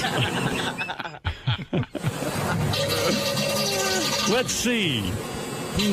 Where's my pen? The whole process should be taped. Like Let It Be when. See, I couldn't do that with somebody standing over You would me. be. It would You would be impossible. clogged up. Yeah, with the light, whole with the process. camera light on, and I Right. couldn't do it. No way. I can't take it in here. So I go downstairs and lock myself downstairs. Right. Anyway, that's the update on Ronnie. You asked me to do something, I did it. You did it. You did a good job. It might not be the greatest thing in the world, but I did it. But it's a poem. I believe me, I could deal with poem of the week from you. I love That's his too much poems. for my brain, man. Not every week. Maybe I need once another a one. once a month. Once a month, if you could bring a well, poem. I'm going to do the one at the party. holiday party. Yes, I am. Yeah, my annual And I hope holiday I'll be party. drunk off my ass by the time I read it, if I read it. Scott, you're on the air in Philly. Yo, Howard, what's up, man? It's an honor. This Ronnie, sometimes when he particularly knows he's been an asshole, no offense, Ronnie, like in the car when he picks you up, is there ever any discussion on like, all right, I guess you're going to talk about me today, or... No, he's a total pro. He sits there. He doesn't say anything, thank God. Really? I mean, Yeah. not angry, or... Well, sometimes I could tell he's upset because he starts swerving all over with the car and like driving like a maniac. And I Yeah, feel but like I'm that gonna doesn't die. mean it's about you that I'm upset. Well, it does. No, it doesn't. Especially it when could be I about put- some whenever I put fucking cab that cut me off or something. When I put the partition up, he drives particularly bad. No, I don't. Yeah. He gets No, crazed. I do what I do. So psychologically, what's going on? I'm cutting him off, and it freaks him out. Oh, it's so not true. And then he Come starts, on. and then he starts going like he literally sometimes I'm like almost falling off the chair. He's so full of shit. Okay. Come on now. Sometimes when there's particularly bad heat, like today's not that bad, but sometimes, you know, you really reamed his ass. Like when you go home, is it like, oh, great, now I got to deal with him cutting a cab off or something? No, it's not that literal. It's like he's just like Ronnie's an angry guy. You know, he's got a lot of anger issues. Yeah. Don't we all? Yeah. And I'll admit All that. right, I admit it too. No, you don't. Yes, I do. No, you don't even know how angry you are. That's the funny thing. You don't even know how aggressive Yeah, right. you are. Okay. That's how great you are, because you take your life in your hands when you talk about him, or, you know, when you pull him on the carpet. And so Yeah, he takes his life in his hands. Come on now, dude. Give me a break. No, he gets very angry when he We've never, drives. in all this time, we've never hit anybody. We've never killed anybody. I've never But hit I can another tell car. I can tell when you're irritated. You ever flip the bird? I can tell when you're irritated too, dude. So come on. But you don't know it through my You driving. start throwing everything.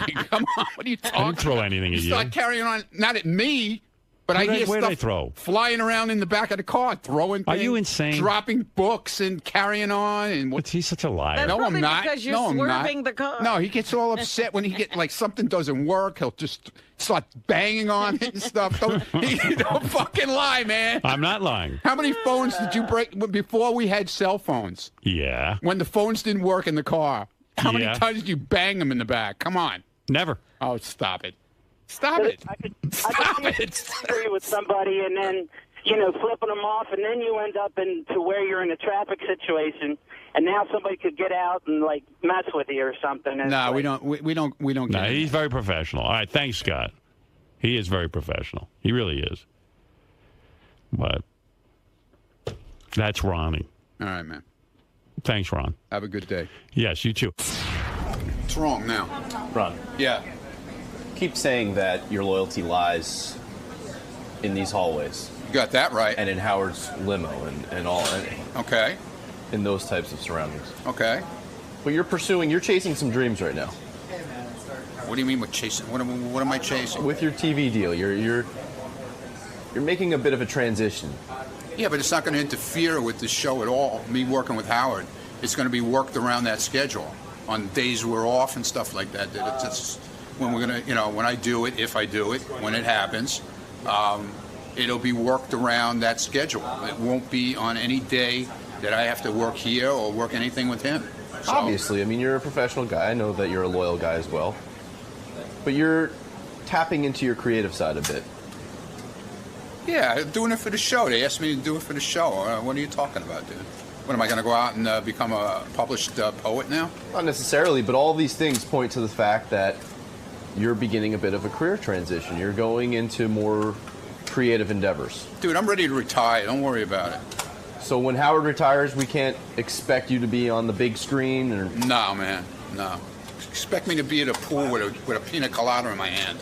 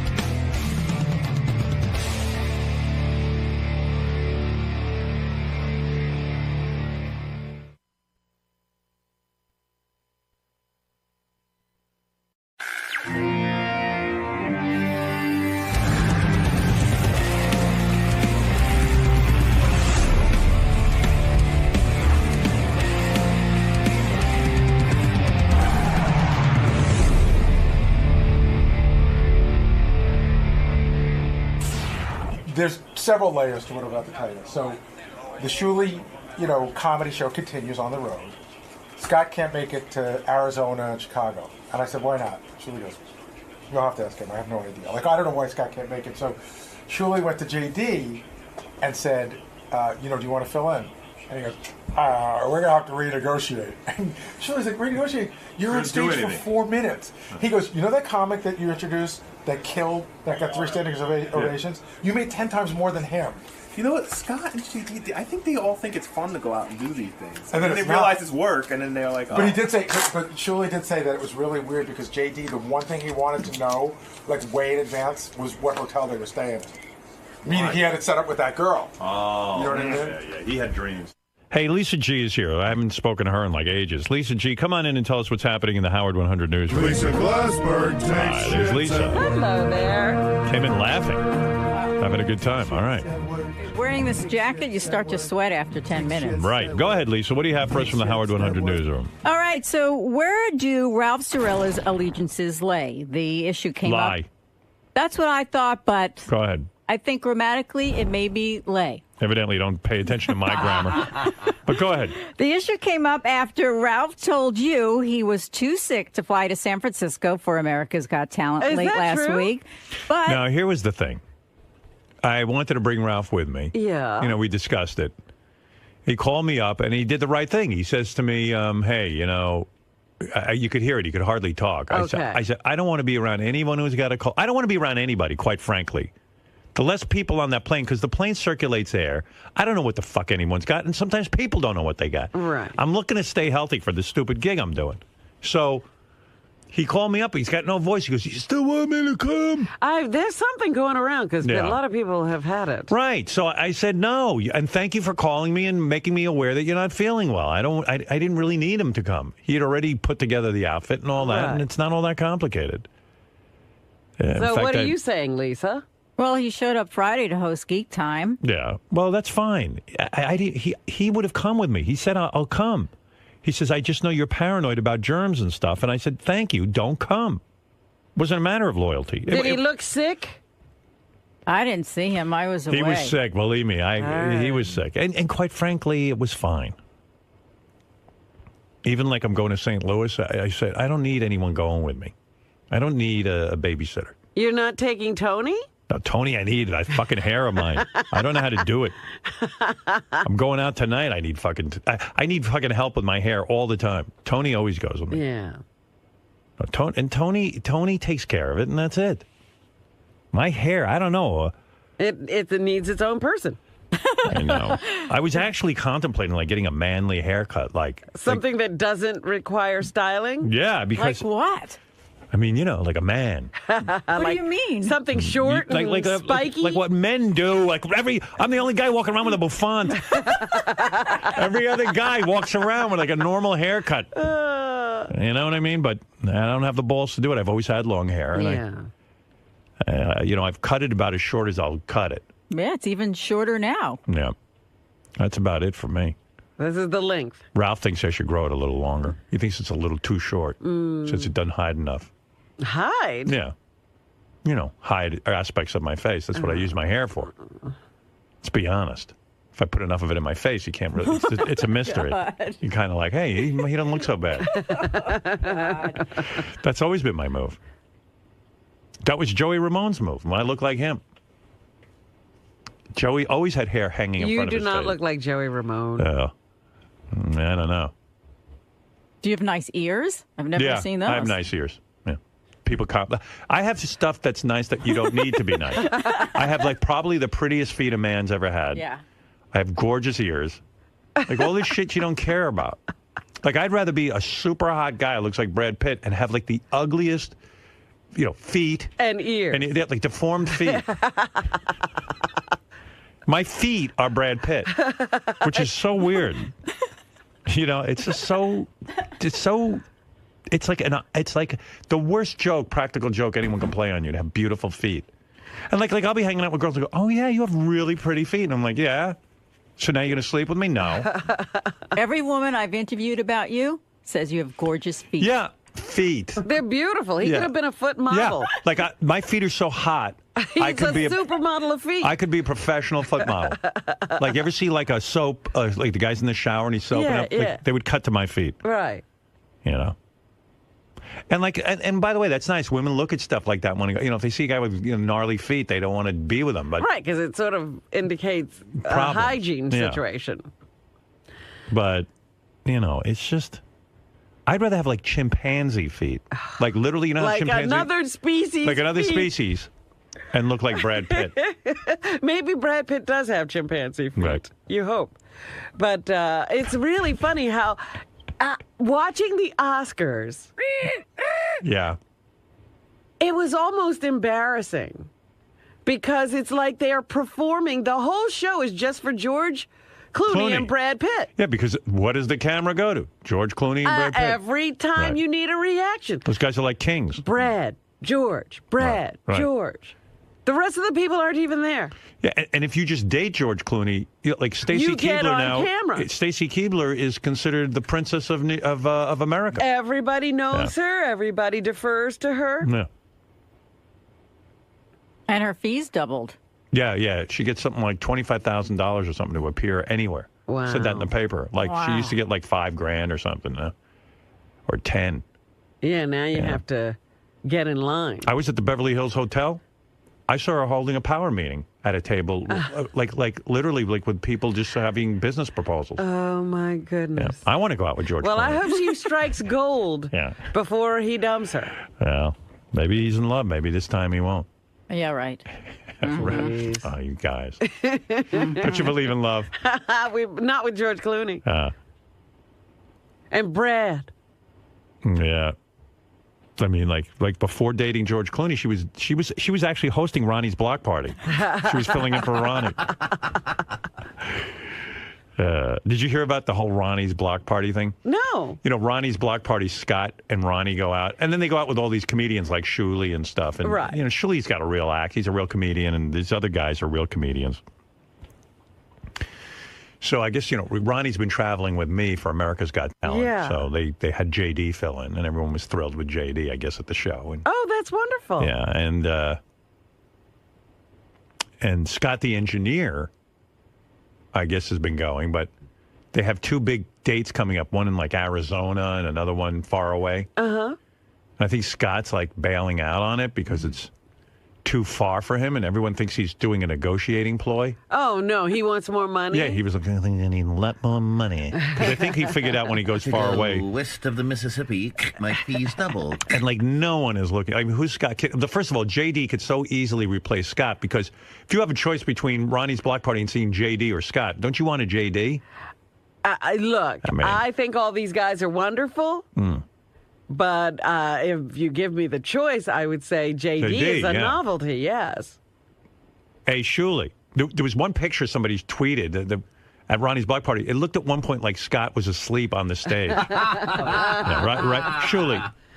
He might as well be. Yeah, what's going on with the whole, like, Ronnie didn't show up, JD was there, and from what I'm hearing, everyone liked JD at Ronnie's block party. I got to tell you, there was, first of all, it was our first weekend that was sold out with this tour. Oh, that's wonderful. Right, and there was an energy when JD did these shows this weekend that we didn't have. We've done the Killers of Comedy tour. We've done all kinds of stuff. I play with Artie. There was an energy when JD was there that I couldn't believe. Like people were going out of their mind. Right. And then the opposite end shows up. Yeah. Then the opposite end of the spectrum is Scott sitting there, lifeless. Right. I think at one point I compared him to a lamp on a nightstand on stage. Yeah. But I like that. Isn't he now giving you a hard time about showing up for certain dates? Well, it's so weird with these guys. Like, I don't think they fully understand what it means to be on the road and to the shit sandwiches you got to eat to get to a point. Now, look, we're all helping each other out. When they do these shows with me, it helps sell tickets, no doubt. Sure. Right. But, I'm helping by doing an hour every You're doing the heavy lifting. Right. So you would think they'd just be happy to be, we're whisked here and there. And they make more money than you guys. Like some of the comics get less money, right, than Scott or... I mean, I have a best friend of mine who I started with in Vegas doing stand-up. Phenomenal comic. This guy, Mad Dog Mattern, did this weekend with us, 3 shows. Every time he finished, standing ovation. Right? Oh. This guy crushed all weekend long. I go to JD. I said, Scott is out for Chicago and Arizona. And you'd have to ask him why. Why is Scott out for Chicago and Arizona? You want my honest opinion? Yeah. Okay. I think the fact that it's okay, it's a bit of a pain in the ass, the flying around. I get that. Okay. Yeah, it's a long trip. I get that.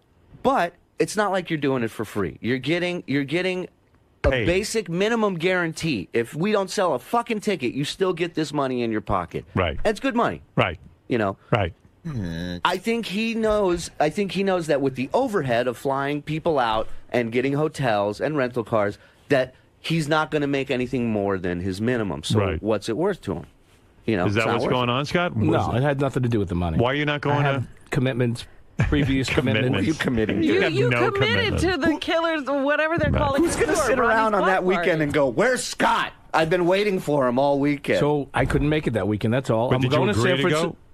Yes. No. Originally, I said I don't think I could make it that weekend. When you said, but you said that for like 3 fucking weeks. No, I haven't. I tell you, I go, Scott, I need to know. Are you in I couldn't or are you out? change the plans I had, so I told you. Why don't you just cut him out completely? Well, but here's my other problem. So I go to JD. I go, listen, Scott's not available. Can you do Chicago and Arizona? And he goes, well, you know, he's like, we got to renegotiate. I'm like, renegotiate what?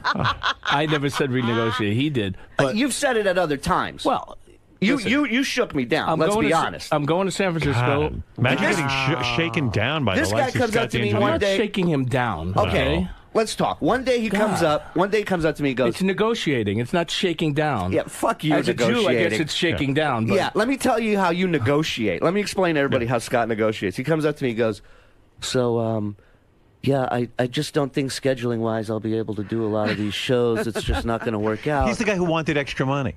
He's the reason I started this fucking tour. Right, I swear. right, I swear to you. I'm not lying. Right. He started in with you. So he says, well, you know, just scheduling-wise, it's a lot of flying. I don't know. I said, okay, fine. What else does he have to do? Nothing. Nothing.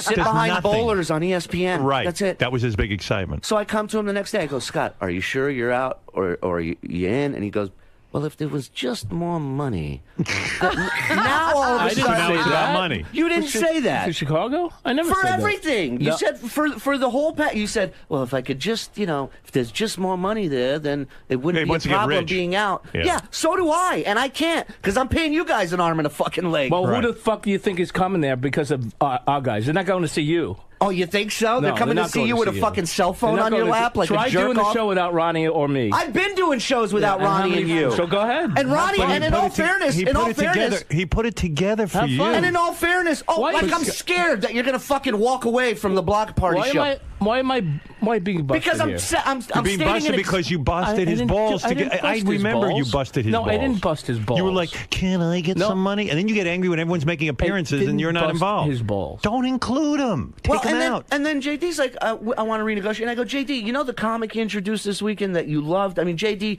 said he's one of the greatest comics he's seen. I'm like, you've made 10 times more than him. Like, oh my goodness. I thought these guys need money. Why wouldn't you go? You got nothing else. I understand that he doesn't like to travel. I get it. Fine. Yeah, but come on, make some dough. I did not ask to be a part. Shuli asked me to fill in for Ronnie. All right, but now you got a shot. People liked you. You went over big. But I'm not good at. None of them are. Scott's worse than you. It's not my thing, and But don't you want the extra money? Wow, like Rockefeller. No, that's not. Shut up. No, it's not. I'm not Rockefeller. Bank some money, dude. But it's not. It's not my thing. It's such easy money, Joe. It's not your thing. You don't have to do anything. You really? Yeah. Yes, you do. You still have to do stuff. You just stand there, and people just go crazy when they see you. Howard, I told him just be a traffic cop up there. Have like 2 minutes, 3 minutes, you know, of whatever you. And he did great. He came up with bits himself. He came up with suggestions. He was in control as a host. He was great. This is the laziest DJ I've ever seen in my entire life. Hello. Go make some dough. This is what it's about. But it's not I'm not a performer, and I'm not comfortable doing it. You know, and I'm not comfortable doing it, and that's mainly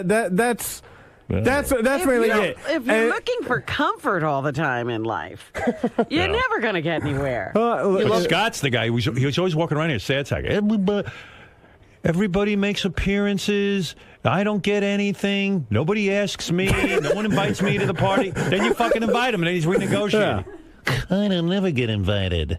I'm just like, what's going on? Like, Why? So get away from these guys. I took a Greyhound bus one New Year's from Vegas to Colorado to do a fucking $100 show. So when he starts complaining that I'm never included, say, fuck you, I'm not including you in anything. You know what? It's Take him off the bill. At this point, it's like I have myself, John Toll, Mad Dog, three amazing, and the three of us amazing comics. Ronnie could be the only one who could pull diva shit right now, and I would understand it. He's got TV deals, he's got, cologne deals, whatever he's got.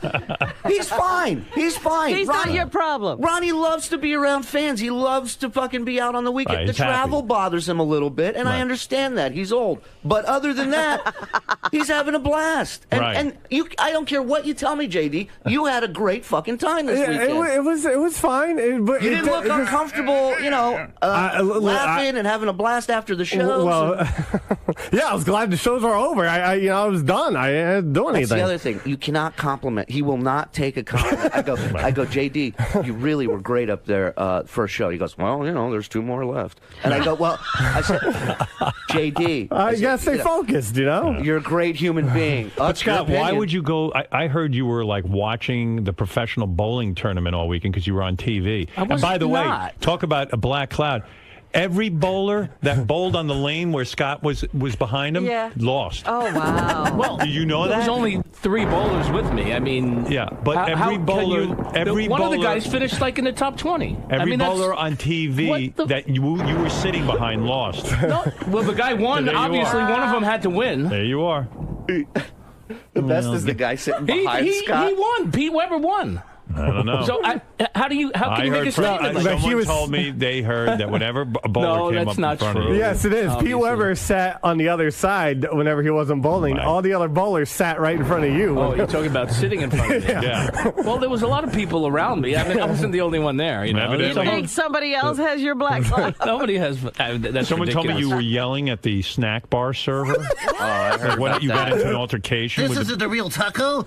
Right. What were you fighting about? I wasn't fighting. I just went in there with plenty of time, I thought, to eat dinner before I had to be at a meeting. There's always a problem with his Every meeting. time. So I ordered a hamburger, which was supposed to be quick, and 20 minutes later, it still wasn't ready. And I went up politely, and I handed him my receipt. I said, do you know when this order is coming out? And he said a few minutes, and then I kept waiting and waiting, and finally I went up to him and said, do you have any idea when this order is coming out? I have to go to a meeting. Yeah. I got a little. I wasn't fighting. A meeting. I have a meeting with the 8th grade. Yeah, I had to be at a meeting. What meeting? Who did you with have a PBA? They need you to be at roll call before your bowl. I'm having a meeting. Full roll call. Push my PBA meeting back 10 minutes. I'm waiting for my snacks. Hold the meeting. I need a burger. This poor fucking kid's working at a snack bar in a bowling alley. I wasn't a kid.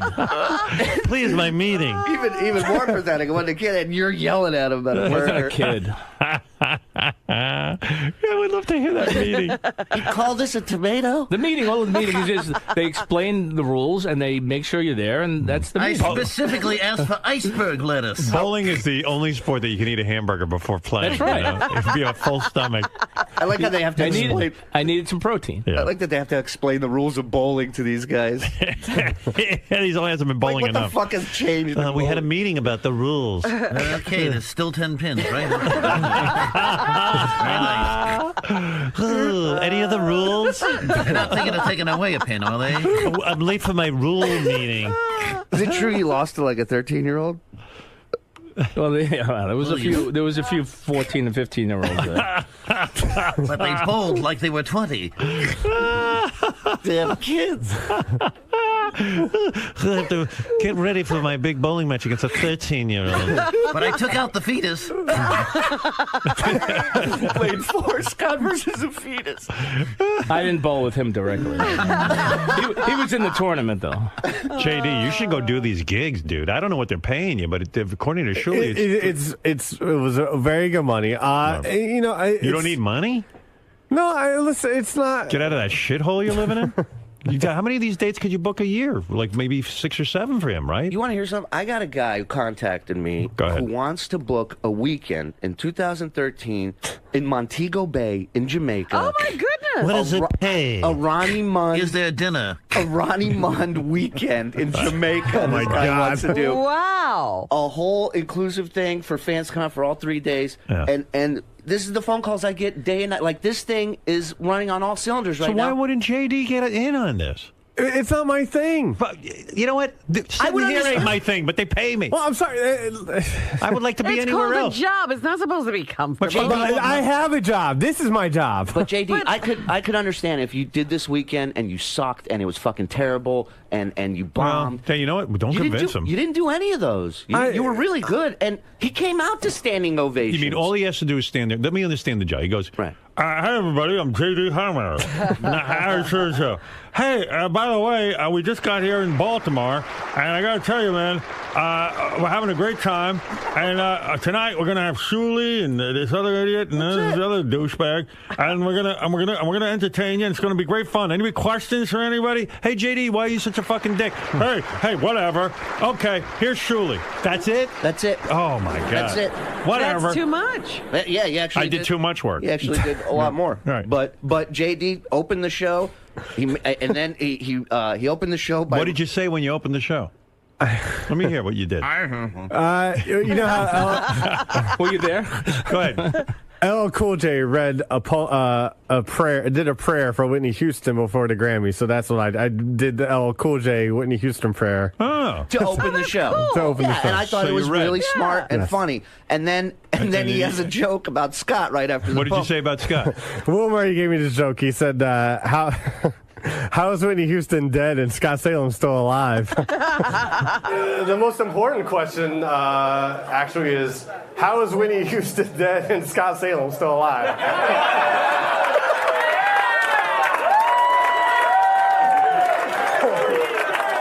Okay, you have to do one more song because I'm not there. We don't want to kill the man, for Christ's sake. And that killed. There you go. And then after that, you bring up a comic. What the fuck?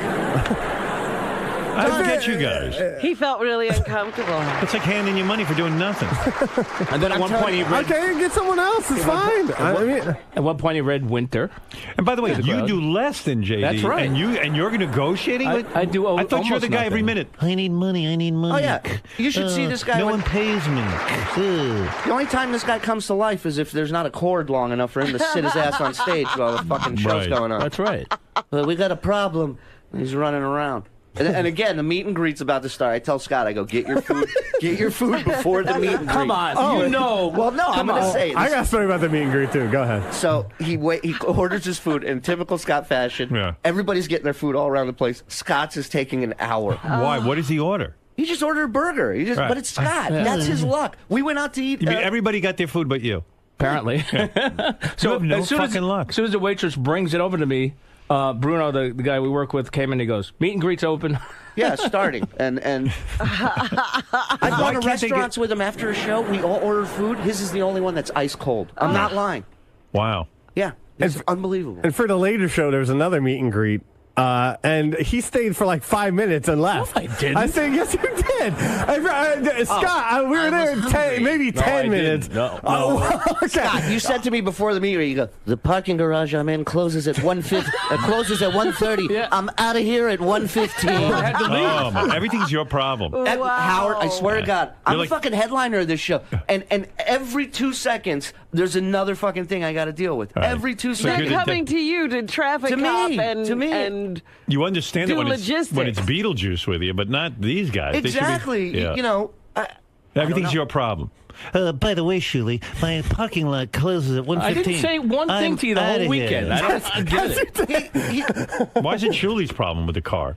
I didn't say it was a problem. I said so. Why? I was in the meet and greet for 45 minutes. I don't know what the fuck you you're were talking not there about. 45 minutes, Scott. So You were not. So Shuli sets I up was there this the whole time. Shuli sets up this whole fucking thing for you, and now you're bailing out on him. yeah, I'm not bailing being out. at It's the- one weekend. 2 weekends. It's 1 weekend. I thought it was 2 gigs. It's the same weekend. I'm dying to know what this commitment is. Yeah, what's your commitment? That it takes 2 days. I guarantee it's something to do with bowling or It's some no dumb bowling. shit It's thing. no bowling. So What is I'm the not commitment? bailing on anything. We're going to San Francisco and Sacramento in April. Right. Well, we'll see. I don't know. Maybe a commitment will come up then, and you won't be able to do that then. I said I was going to that. You never. When we brought up this schedule, you never said, "Oh, I may have a commitment that weekend, and I might not be able to go." You never said that. I said that as from we the got day you closer. told me. You started bitching about the trip. Well, No, then first we got to fly to What's your big Chicago, commitment? then Let's hear it. Arizona. I have family obligations to Bullshit. take care of. Bullshit. I smell bullshit. No, there's no bullshit. Yeah. No bullshit. So I'm not. You can't go like some other time. You can't say to your family another time. This is something that has to be done. Like that you can't weekend. say I have to work because it's not like you're coming home empty-handed. You're going to come home with money. No, I got it. I get it. And He really, doesn't need money. The money. No, the money is nice to have, and I'm a little bummed that I can't do it. Right. It's not. Believe me, the money. I like the money, of course. What's the commitment? It's a family wedding that I'm going to. So yeah. Wedding. The wedding came up 3 weeks ago. All There's a family snowboarding and Aspen. all of a sudden, I'm invited to a wedding. No, I believe me. I want to go with these guys. I have a good time. We had a great time this weekend. Dude, the shows how does the wedding only come up 3 weeks before? It wasn't 3 weeks. I told him originally when he told me the date, I probably won't be able to do that. Is that true? I don't remember. All I remember I'm is him telling coming you. to me and saying, the first time he came to me and said, the flying, it might be a bit of a problem. And then the very next day, I said, so what's the deal? Are you in or you out? Well, if there was just more money. There was just Somehow more the money. wedding would disappear. Right. Yeah, and I'm just like, what the fuck? This is Sorry, shaking dude. me down. Yeah. So what'd you do? Did you give in to him? Well, I fucking got pissed, man. I Did you walked give in up. to his demands? No, I he's just said not Scott. going. No. I go, Scott. I said, what? So in other words, he can get out of the family commitment. If Yeah, it was just more money. absolutely. No. Scott, no. if I fucking wrote a number down right now and showed it to you and said this is what you're making for Chicago, you on the air you'd call up your family, tell them to go fuck themselves and come and do this show. Right. So don't bullshit me. No. It's not that at all. Everybody has a price. Right. He doesn't get it. Like there's no headliner that does this kind of money split with people on the show, Well. and I got no problem doing it because. Like I said, we're helping each other out. Right. But you got to get to a point where you got to realize, look, to get to the level where we all can make better money, you got to do the fucking shows. Right. Yeah, you got to be consistent. Right. So who else you got around here? Throw Scott off the bill and get. You got can't get Ronnie. JD. JD, you can't get. Evidently, he's We should do Stern Show's Got Talent, and me and you should judge the staff and see who's going to be added to the. I don't care if any of you go out on the road. I don't care either. Yeah, I just like hearing all these stories. All right, well, anyway, there you have it. Shuley, Scott the engineer, and JD. Yeah. So, JD, you're out. You're not doing it. I'm not opposed to doing other shows. I just don't. I don't like doing so many. You know, I like. It's one weekend a month. One weekend a month. Just I that used to- sentence is with good enough. With the Killers of Comedy, we were out 3 weekends a month. 3 Right. weeks out of a month, we were on the road. Right. This is one weekend a month. Right. And what do? You sit home all weekend. Yeah, well, that's what I do. Sorry. Yeah. I mean, no, I'm I saying. do stuff here and there. You get out and be with some dudes and maybe meet some chicks. Yeah, we saw what happened this past weekend. Well, that was a fiasco. He lined it all up. He came to me like 2 weeks before the show. And he's like, All right, What did he say? What did he say? No, he's just like, I need the hotel information. I need to know what hotel we're staying. I'm like, Why? Because you had that gig set up with the chick in the room. right. I'm like, so I need to get. so I listen, felt bad that he I can't tell you why, but I need my hotel. I told him. You thought you were going to be banging at that hotel. I didn't listen with my with my low with my thoughts. I don't expect anything to happen. All right, maybe we will renegotiate. with my low. What did he really want to say? I don't know. With my low expectations or whatever. Why did you need to know the hotel like 2 weeks ahead of time? Like, what were you telling her? She stayed with the friend at the hotel. Oh, so you got her at the same hotel? Yes. Oh, fuck. You were really... He had it all planned perfectly. Until the dude showed up. And then the next morning, we're walking out to leave, and they're like apart from each other. It's not like they're walking hand in hand or anything. And I'm like, wow, he had that chick up. I go, look at this motherfucker. His first weekend with us. Right. He's fucking got chicks. He's got a suite. He's Yeah. got, look at him. Good for him. Right. Walk up to him like, you close that deal, huh? Oh, not exactly. She brought a friend. They were in my room till 5 a.m. I'm just like, oh, Jesus. Oh, poor guy. No, and every minute he was like, what?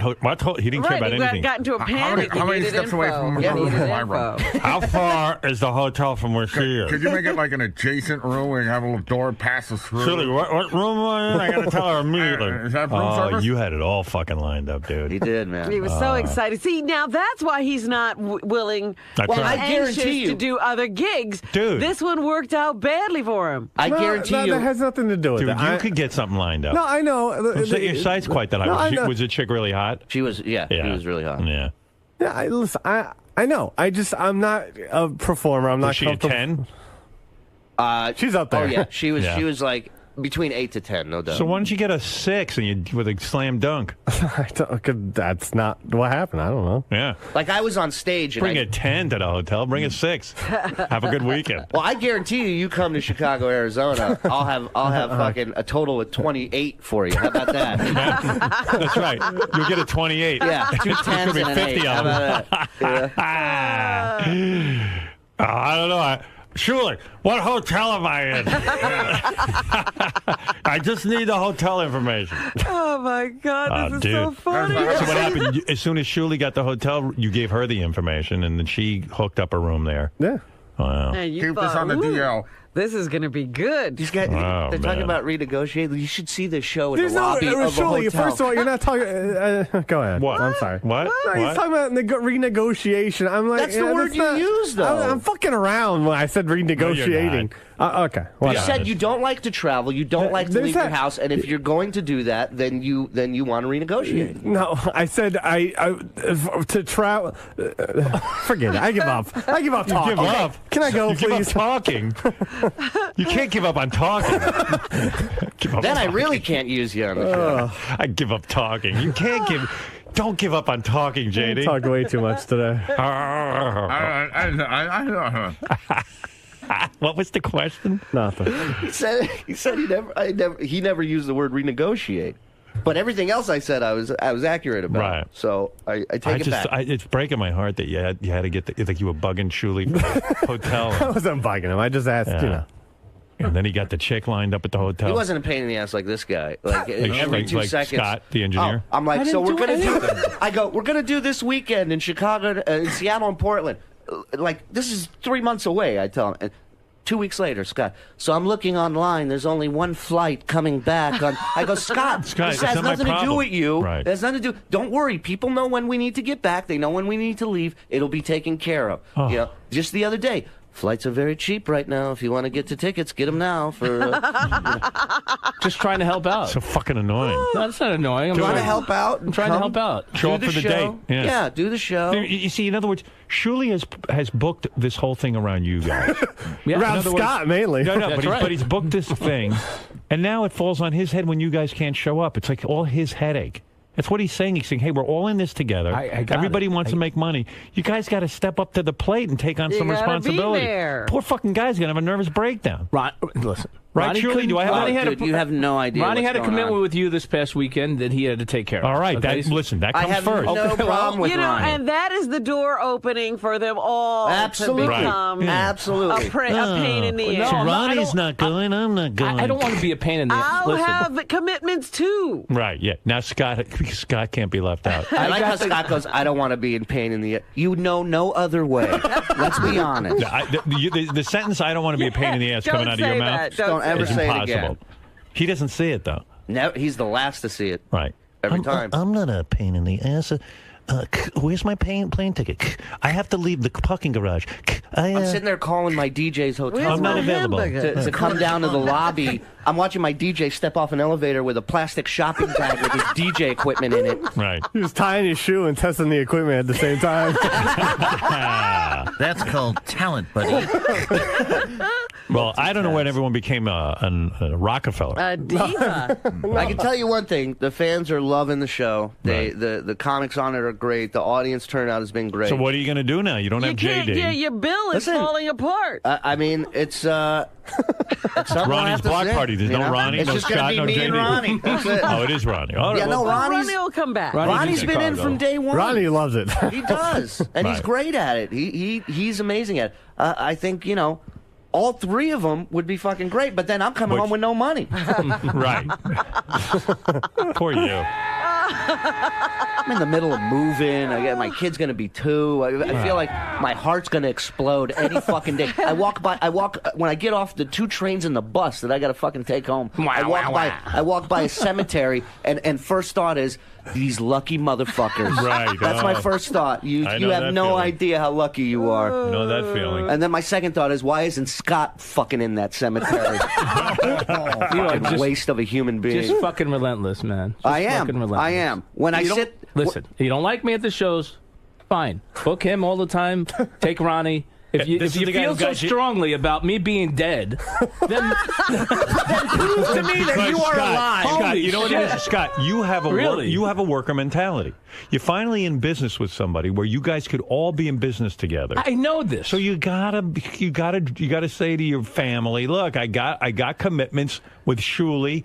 I'm doing this to make extra money. We're in a business together. No, you're like, I'll pick and choose. I'm not picking and choosing. This fucking guy. This is the only one that I could understand. I've done every other one, and I'm committed to the other one. And Scott, I can understand if I said, look, there's a risk maybe on a weekend with a high overrate where we come back with nothing. Then I can tell you, say, no, look, I don't want to come back with nothing. No, I know. But there's a minimum that's still fucking.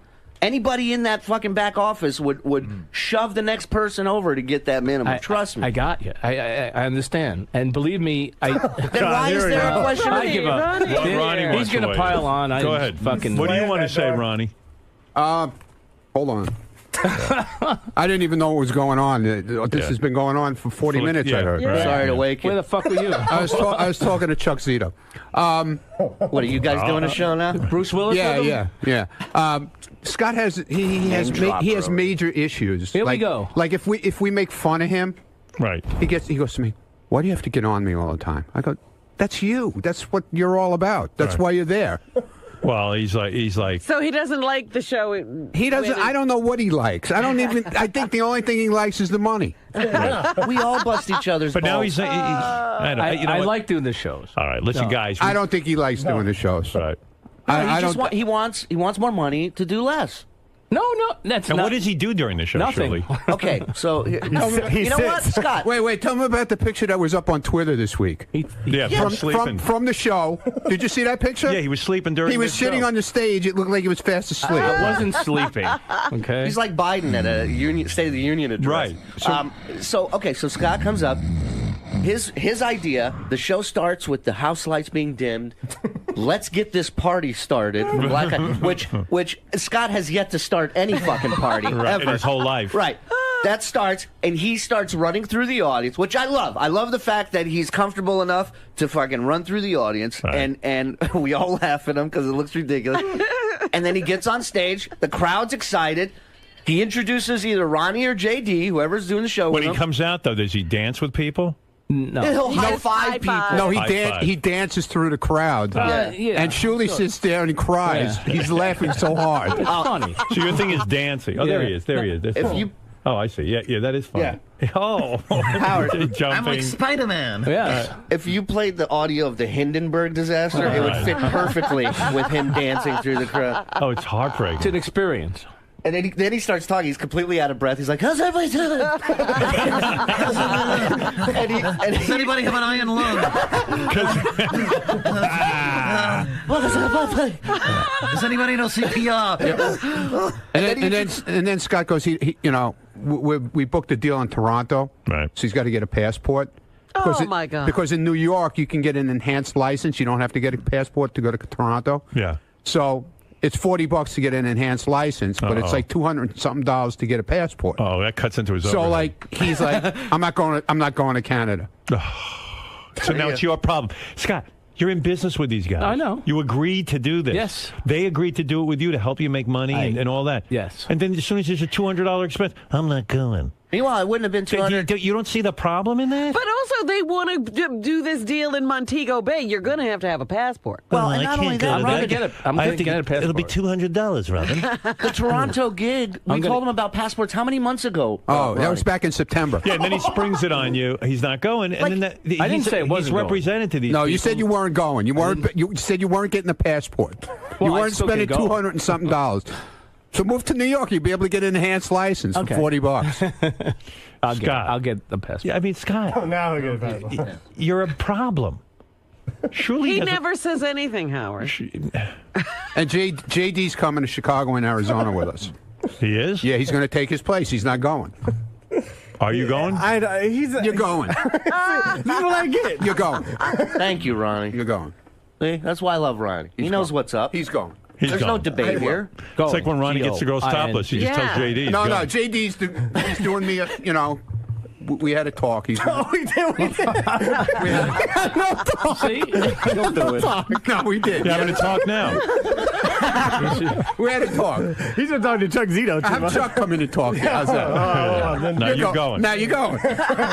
Thanks. I think this is the talk. Yeah. All No, right. I talked to him yesterday, and he said, "I'm not going." I said, "Yeah, going. You're going. Don't worry about it. You'll do it." He wasn't going to do hard for me and Stanford, but he did it. Yeah. Well, So meanwhile, he he's made gonna himself go. a nice bunch of money, Yeah, right? he's going to have a Yes, and I did. I thought it was going to be like, one-time thing. And now, now you can blame it on Scott. All right. I mean, Well, I had to go with Howard because that's my job, okay? And without Howard, there's no block party. Martin, you're on the air. Right? Let me find out what Martin. Martin says he's been to the block party. Okay. Yes, Martin. Oh, boy.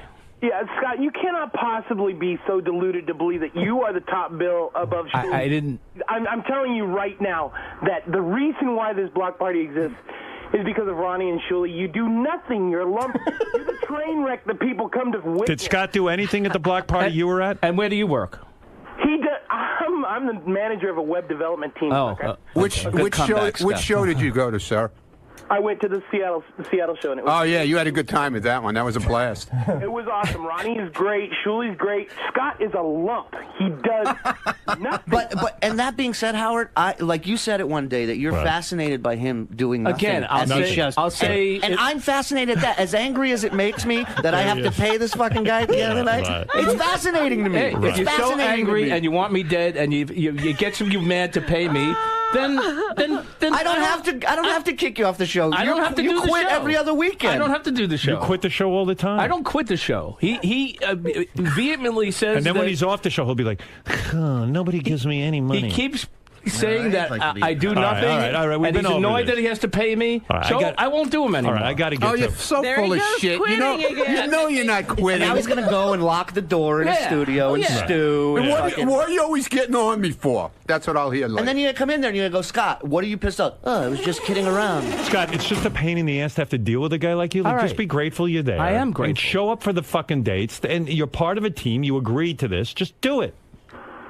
Stop fucking around with Be these a guys. professional. Oh, I wish I didn't have to buy a passport. Well, fucking join the real world. We all wish we don't have to pay money for anything. Right. But guess Come on, what? Scott, be a team player, huh? Yeah, exactly. We got some big stuff coming up. Yeah. When you fucking hamburger, put it aside and shake people's hands. I did. I didn't eat it. Okay. My hamburger. One day there's gonna everybody's I miss picture, you, hamburger. everybody's meet and greet picture with Scott's gonna have like chicken finger sauce on their shoulder from him taking pictures with. A hamburger. He always orders something messy too. I was at the bowling alley. I had a meeting coming up, and I said to the young man, "My burger hasn't been here for 40 I minutes." have no idea what you're dealing with. here. He was all worried about Friday night was the Hartford show, and he was also doing the bowling. Right. And he was afraid if he made the finals, Right. he was trying to figure out how he was gonna Make the final. Yeah. how he was How was gonna that gonna bowl and go to Hartford at the same time. I told you from the beginning there was no way I was going to be able to make the finals. The Please. finals. I had He's worried I had about it. What if I buy- bowled like shit anyway? I can't even beat a 13-year-old. How am I going to make the finals? What if Angelina Jolie wants to give me a blowjob? What am I going to do? Yeah, why worry about it? I wasn't worried about He's it. worried about the finals. It's busting your chops. Yeah. Hey, Howard, can I ask You're always busting my chops. When I do it Yeah, to you, it's Martin. like, why you always get on me? Howard, can I ask Shuli a quick question? Yeah. Hey, Shuli, if you were given a couple hours on Thursday morning to do the Miserable Men show again, would you do it? Yeah, I do whatever they ask He does. me to He's do a team here, player. yeah. This fucking guy, he does everything. He's around here. I've weighed shit in a bag from High Pitch Eric and Yeah, Joey I mean, this Boots. is our utility man. Shuli, you don't get any fucking aggravation with. Is it possible that we could possibly schedule that? I mean, Thursdays it's not light. You've got a lot of good content on there, but it'd be great to have the Miserable Men back. All right. Well, we're going to meet at the bowling alley and discuss this. After our hamburgers. I can't do After it. the PBA meeting. Hey, you know what, Martin? I'm having a good feeling about you. I like you because you go out, you support the show, you support Martin's these guys. a huge fan. Martin's a huge fan. And I mean that literally. He's like 500 Oh, but pounds. he's in Seattle. I was gonna give him tickets to that Bruce Springsteen show. Oh. Where he doesn't fly. He doesn't Martin. fly. No. Too bad. Neither do I. I appreciate it. I really do appreciate All it. I wouldn't be able to make it out there, though. Yeah, right. Okay, Martin. Cool. All right, later. Thanks, Howard. All right, bye. Like that guy. All right, I do have to take a break. Boys, Lisa G, thank you. Is Lisa still here? No. Oh, she left. Usually she stands there. That's never happened before. Yeah, really? What chased happened? her out? I don't know. But, boys, I wish you best of luck with your block party, Ronnie's block party. Hope it all works out. JD, may you get the courage to go on stage and make some money. He's coming, man. He's coming to Chicago and Arizona. It's the easiest money He'll you be can there. make, son. I'm telling you. Count on it, people. He'll be there. I don't like it, though. I'm not not comfortable. my It's not my thing. thing. What is your thing? Sitting at home? Yes. It's not my thing. Meanwhile, you had a chick up to your room. All right, granted, it was a dude with her, but... Yeah, you got Oh, close. I didn't know about You that. got close. Wow. He had it all lined up. With a dude. Yeah, but he had it all lined up. I'm telling We you. don't need to go back. We didn't know over the this. dude was coming. You do a weekend with Ronnie, JD, deals are being closed left and right for you. All right, boys. Good luck. Thanks. And Shuli, may you not kill yourself. Thank you, buddy. Right, Help me, okay. Howard. We'll Help be me get back. on the road by myself. We'll be please. back. I will get to phone calls. I do have a lot to get to. I realize we've been wasting a lot of time on nonsense. And where's this my morning. breakfast? Scott, go get your hamburger. We'll be back right after these words. Shuli, so much was made about the negative aspects of the block party. Is there any joy in it for you? What are some of the positives? There's a ton of joy in it. I have a blast. We bust balls, but it is fun when we're on the road and hanging out with each other. It's just all the drama and politics away from that shit. Just the pain in the ass. Like, I don't want to deal with it, you know? It's not my job, as my friend Jose would say. But it's worth it in the long run. All of the drama, all of the chaos, all of the headaches. Yeah, I mean, if you got a paycheck from this company, you'd realize it's worth it too, and you put up with it. But it absolutely is worth it. It's, as far as jobs go, it's, you know, it's a pretty cool one to kind of have and be a part of, I think. Scott, it's at just the end, me. Hey, yeah, exactly. But you're the orchestrator. You're the quarterback of this production. Me? No, Shuli. I'm not. I do nothing.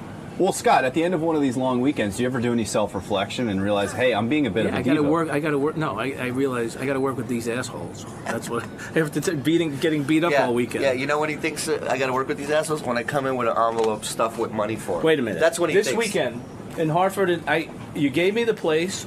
I showed up. I didn't even bother you for transportation or anything. I drove myself. I showed up. I got to the gig. Did I have any complaints about you this weekend in Hartford on the air? Did I complain about anything? Yeah, you said. I what? showed up and I started complaining about the No, I said that equipment you and do nothing and that you were like a lamp on a nightstand. And that I meant for like all the shows in general, not just Hartford. I showed up. I did what I had to do. I didn't fucking bother you this weekend. And I don't know what the fuck you're upset about. It's frustrating when you listen. When I didn't ask you for anything this weekend.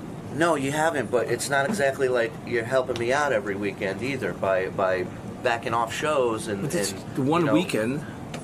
I've done every other one. Dude, before this weekend, let's be honest. Have I not done every other show? Before Chicago and Arizona, were you 100% on Hartford and? Yes, I was from the start. I was in. Now you're lying. Now you're lying. No, you weren't, because you came up to that was. Oh no, right. When Ronnie said he couldn't do it, then I was like, all right, I got to do this because